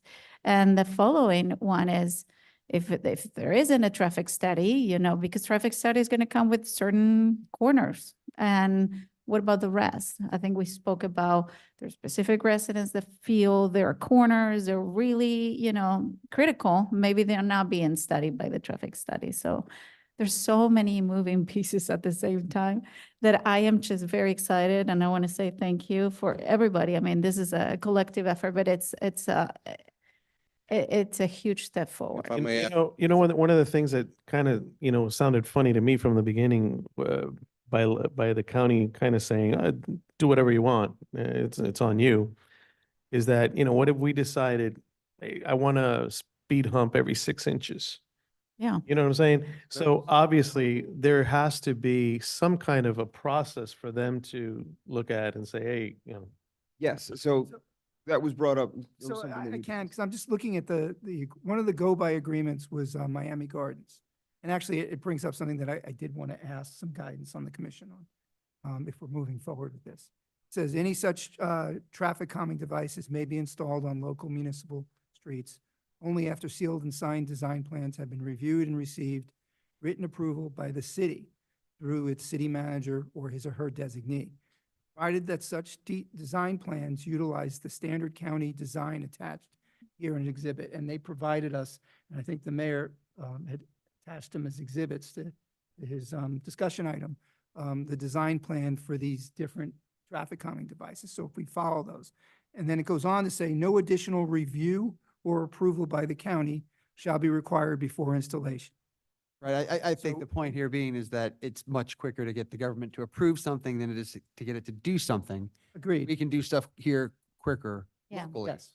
But they still would have to approve it, obviously, to make sure we don't have speed tables every 6 inches. So, but I think that goes to your traffic, that would also go to your study, because also, and correct me if I'm wrong, is, when you're putting in these types of speed tables or speed humps, you have to take into consideration larger vehicles that are going to be driving down your roads and the effects. So if you have them too close, they're going to cause a danger to larger vehicles that take up more of the road. There are things, and there are standards. So there is listed in the agreement various different standards that have to be followed by the municipality, such as the Florida Department of Transportation's standard specifications for road and bridge construction, the manual on uniform traffic devices, standard highway signs from the Department of Transportation, Miami-Dade's Public Works Manual. There are a whole plethora of guidelines, which I'm not 100% familiar with, and I would assume these set out the guidelines when you're spacing these devices, how they're to be constructed, the materials, how they're set in the roads, ways, and things of that nature. But one of the things I did want to ask for guidance in my draft of the agreement, as I said, in the Miami Gardens and some of the other agreements, it references the city manager as the individual that would approve the plans. Is that something that you all are comfortable with, or do you want that to come before the commission in our agreement?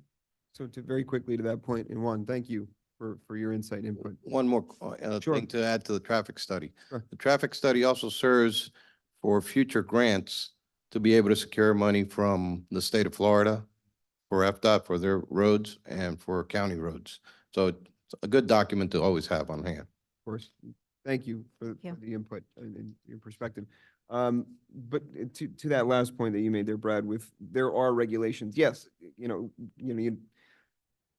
if it sounded like we could just go out and drop a speed bump wherever we wanted, that wasn't the point. The point was that, this is kind of the first document, the first step that we take to be able to maintain a level of control and autonomy over those measures. And yes, when we plan for them, when we put those things in place, there's going to be ways that we have to do it, but it allows us to take control a little bit of that. So going back to your point there, Brad, this is something that you taking the draft agreement to the county would be able to clear up for us and say, how exactly do we do this? Because this will come back to us in a draft form that's near final, or he can, Brad can let us know, and hopefully with a resolution when we get there. But he'll clear those items up. We'll have this with moving forward with the understanding that we can do these things. I think it would be fine to leave it in there as the manager can approve as long as it's within the guidelines. I mean, but I'm certainly open to what everyone thinks on that. I have a question. So in this draft, Brad, you have all these different elements, right, that we can use as deterrents, all these ones that you described. How are those tied to the requirements for the county, for all the specifications you're referring to, that at the end of the day, we have to follow through engineering and So are these examples? And then the second part of the question is, we are very particular, very small village, our roads not necessarily meet. And that was one of the things I was told. Again, I'm going to say I was told because a lot of things kind of were said and now we're, looking into. So I was told that some of our streets are not wide enough, right, to have the sort of requirements, does not meet requirements for a speed bump or a speed hump or whatever it might be. So how do we, I wouldn't want to present something then that we cannot implement because it wouldn't pass in our village. So, and I would defer to the Public Works Director, because I, quite frankly, I'm not familiar necessarily with these standards. Yeah. But I would assume that these standards lay out what the parameters are for installing various different calming devices. And certain road widths, distances apart, things of that nature, but I would defer to the Public Works Director if he knows. The I'm roads, not familiar with I it. think the main issue for us here in this village is not, it's the main arteries that run through our village. It's not so much, from what I've seen, is we do have, to your point, some thin roads, because I've been there where, you barely fit two cars. But those, in my opinion, don't seem to be the issue, the speeding part. It's kind of the main arteries that go through through our village. The reason I bring it, Art, is because imagine if we say, I don't know, speed bumps, we want to have speed bumps. And we find out that actually 5 years and down the road, we do have an issue, or not even, we go and try to put it on one of our roads and the standards don't meet necessarily our typography, how do you call it? So our land in a way. So it's not matching what we presented to be approved to what we can actually execute, because these are standards we're picking up. So standards on street wave and all of that all of a sudden don't match.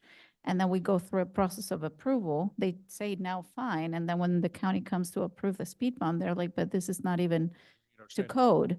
Well, what do you mean to code? This is our street width, So how do we go about those particular, so that we're not stuck in a process of counties sees a street as, I don't know, it fit, long versus or width versus 6 that we have. And I don't know, so it's not so much where we would place it more, but because there's going to be so many elements, how do we know they're for the village? Because that's what we're saying. We're saying we have ownership. And we know our village is very particular, it needs fixing, and we're going to take care of it. But then we present standards that we are not able to address. See what I'm on? I think that makes sense. I think it's a question for if we're going, Find the answer to that. well, I think it's part of what we're getting some more clarity from the county on is do we need a traffic study? What standards do we have to adhere to? Because it's not going to come back to us in agreement where we just say, okay, speed bumps, but we don't have any understanding of what or how to do it. Director Penna, can I put you on the hot seat for a second? Yes, sir. The agreements basically state that we have to meet FDOT and Miami-Dade County standards for roundabouts. I'm looking through here. Traffic flow modifications, the Florida Green Book, things like that. Is just generally speaking, would those deal more with things like if you put a speed bump in, it has to be 14 inches long with a 3-inch rise? Or do those deal more with, in order to put a speed bump, your road has to be at least 10 feet wide? It depends on the interlocal will only approve you to allow you to put in anything on a standard road. Our roads here, the majority of them are not standard. So anytime the traffic study identifies an area that needs calming, you need to see what the rest of the available calming devices are in order to address that width of a road. Okay, the ones that they allow you, which is what we had, because we had regular crossroads. They were all standard. we could use the traffic circle anywhere that the traffic study indicated. We didn't have no small streets or like 115, which is very narrow. We didn't have that. We had standard sized 22-foot roads going east and west, north and south. We have a lot to learn here, so that's all good insight. Thank you, There's sir. a lot to learn here, and I'm not sure where you're gonna lead with this, Jonathan, but I will tell you this. We have residents that think we're coming to this meeting tonight to vote on something that's gonna allow us to do whatever we want to. And that's clearly not the case here, so we need to be really careful how we message things and how we get things out. An email went out to residents about this meeting tonight that says, we will be able to install calming devices wherever we need. In other words, thanks to his efforts, Jonathan's efforts, we will be able to install calming devices wherever we need. We're learning that's not exactly the case. We've got to be really careful about this. We basically made an email went out to the village and on social media saying, it's a free-for-all. We can do whatever we want to. And people are expecting that now to come out of this meeting, and that's simply not true. So we have a lot to learn here. I hope this all happens and we can take steps in the short term to do things while we get a traffic study and address the longer term, bigger projects. But it's not as simple as pull the trigger on this thing tonight and start putting in speed humps. No, so I think the takeaway from here is again that we have an there is a level of understanding with what the agreement hopefully will do for us, with the caveat that we're going to have Brad come back to us and Brad is going to tell us, is this what the county attorneys are telling you? The county represented to us that was the case. And the understanding was that we're going to go back to the county attorneys and say, they're going to say, yes, that's true. Did anyone ask you, like, do you guys have standard? This is the first I'm hearing this, and this makes sense to me, right? It's like, there's logic to that. Did anyone say, are your village roads standard municipal roads or whatever the language is that somebody would use in that conversation? I can't imagine that the county commissioner's office would ask that question, but the traffic engineers, I would imagine, would ask that Yeah. question. We had a very long call with them where they again represented to us that this was the method and this was what it would allow us to do, and this is what we have to do to get there. So Yeah. What are By the next? way, the current speed bumps that we have in this village are not, were not installed legally. We didn't ask anybody permission to do that. We just did it à la carte. And we probably need to revisit that. Well, the best village speed bumps we have are the tree roots along the rec center. So, yeah. On So Veronica's list tonight, we're not getting to. So what are the things that we need to find out? I have down CIT, make sure CITT is not impacted, make sure a traffic study is not required, make sure that specific locations are not required to get the interlocal agreement, and that our roads meet their standards. Also, what I would put on top of that, as part of the traffic study element is that we have these requirements that are listed in these sample local agreements that say in one of the whereas clauses that Brad just read to us was your measures have to comply with these things and your manager has to approve it. So I would want some clarity on that. Is that the standard by which we have to approve and go through design? So Yeah, I didn't repeat that, Jonathan, because I didn't quite understand it when it was being said down there. So About the manager approving it. my takeaway was that, and certainly open to Brad's interpretation, but my takeaway was that the city manager will approve the design and ensure that the design of the calming measures are within the guidelines that are defined herein. And they list several of them. That suggests, I mean, again, this just suggests to me that if you have someone with oversight and someone planning out and planning that it's within those parameters. And that no one else has to approve it. Right, and then there was no one else. So I just want some more clarity on that. And again, that sounds more like what the county was telling us on the calls.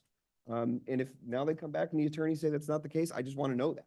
So again, the point being from here is to have Brad take that draft agreement, go to them, get some clarity on those issues, and then it comes back to it.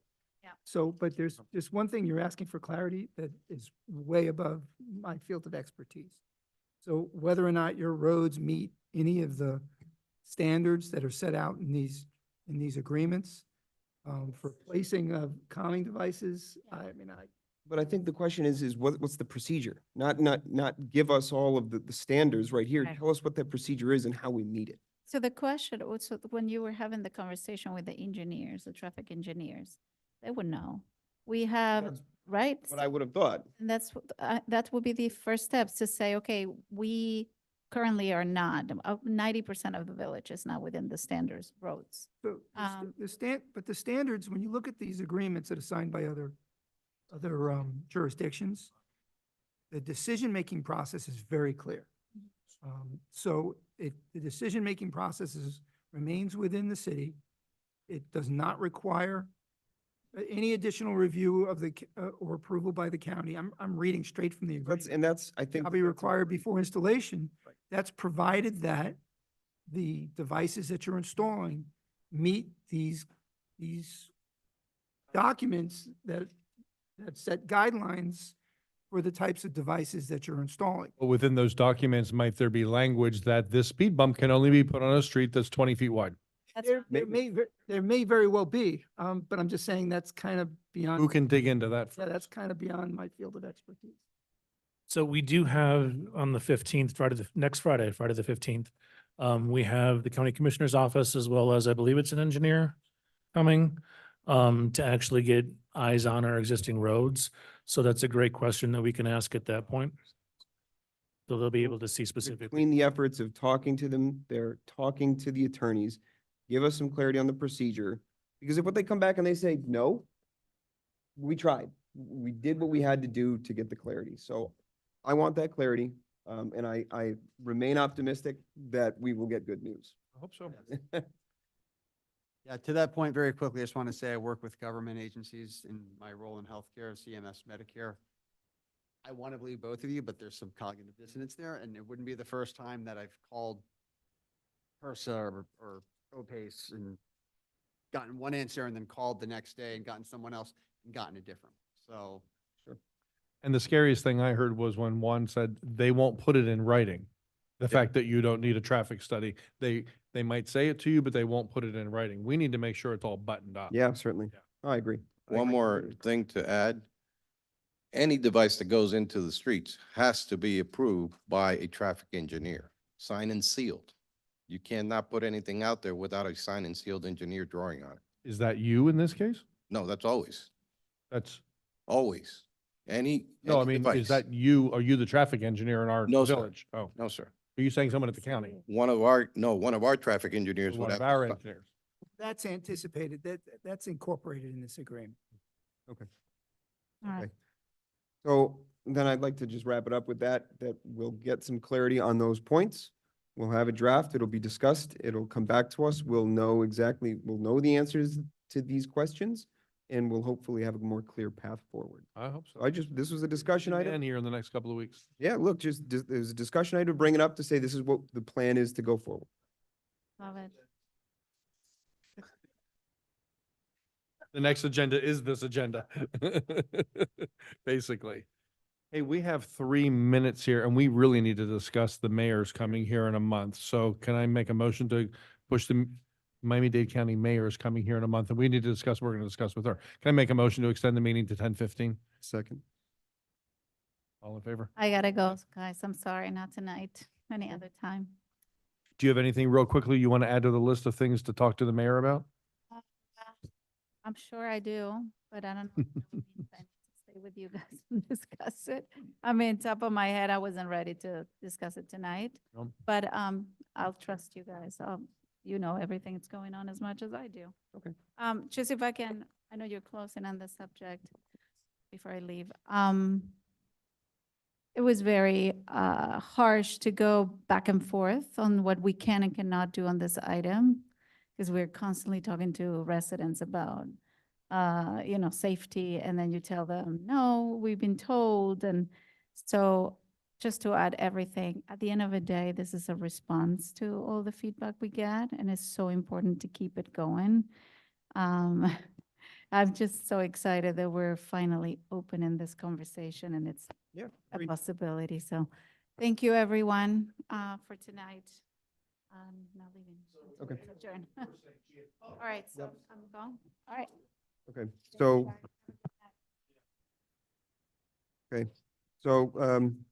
Vice Mayor, if you want to go ahead and, let's go through your item.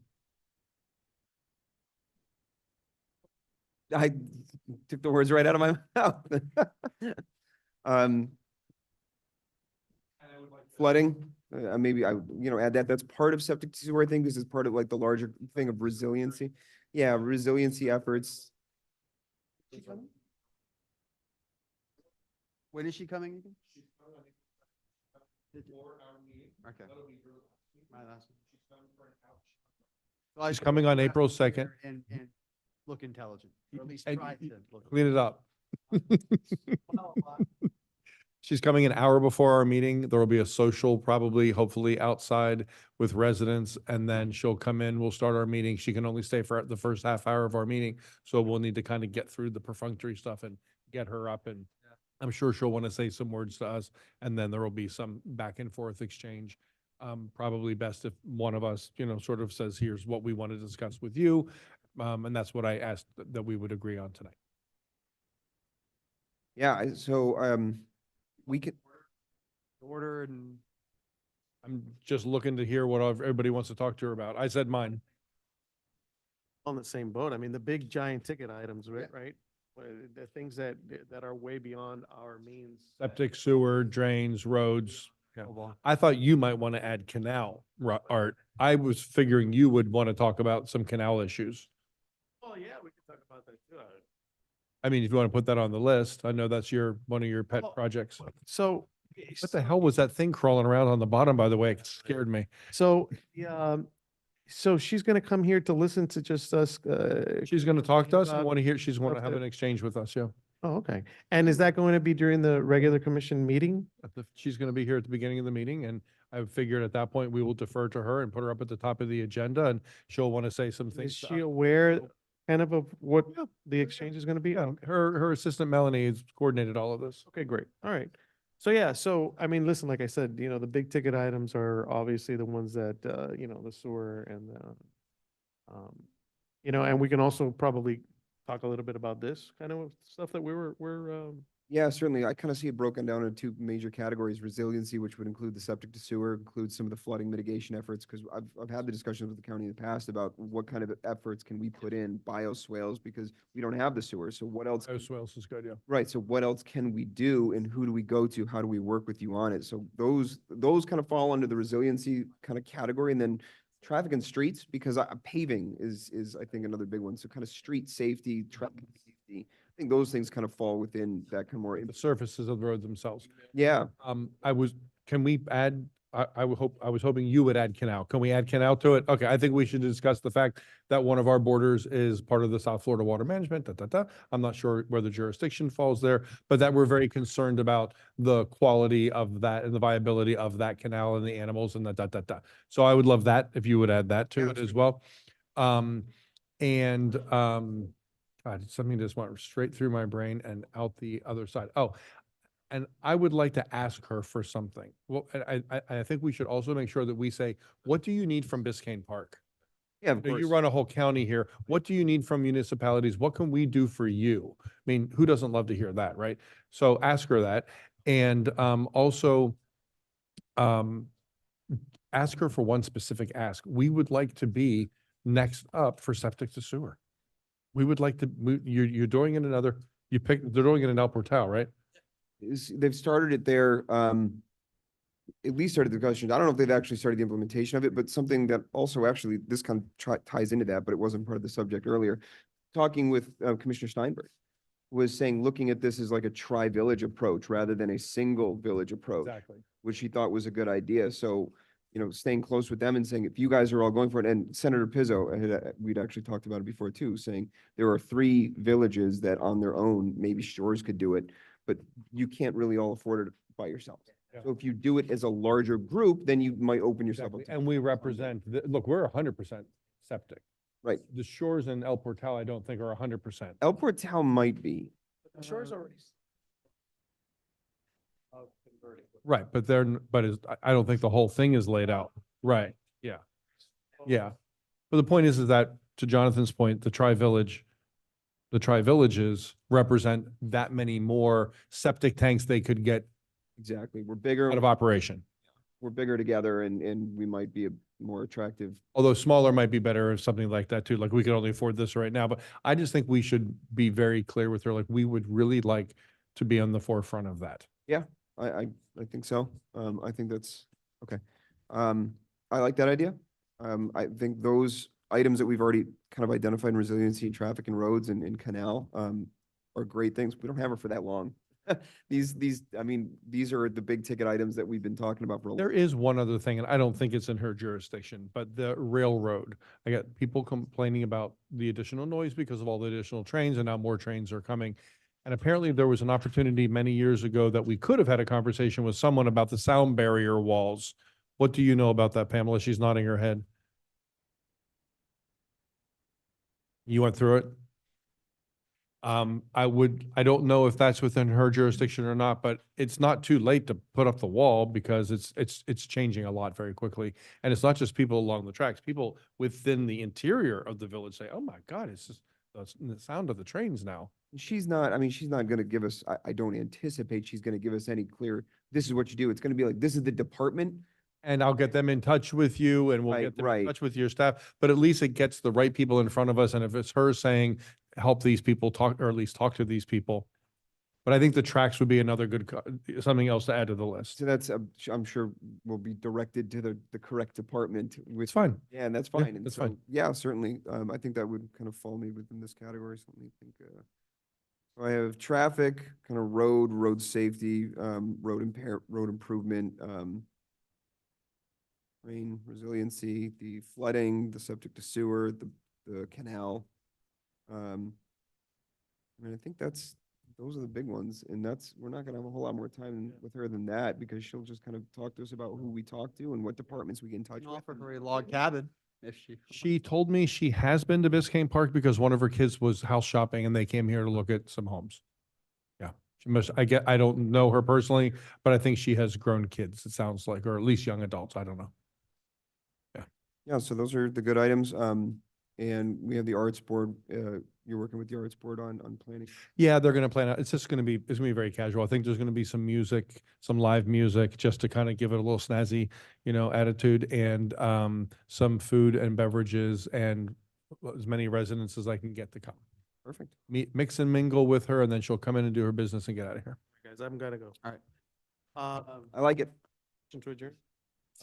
All right, so, well, having done that, we'll replace these items on the next meeting agenda. I'll identify them for you after, and with that, do I have a motion to adjourn? Okay, do we have a second? We're just gonna stick around. Second. All right, all in favor?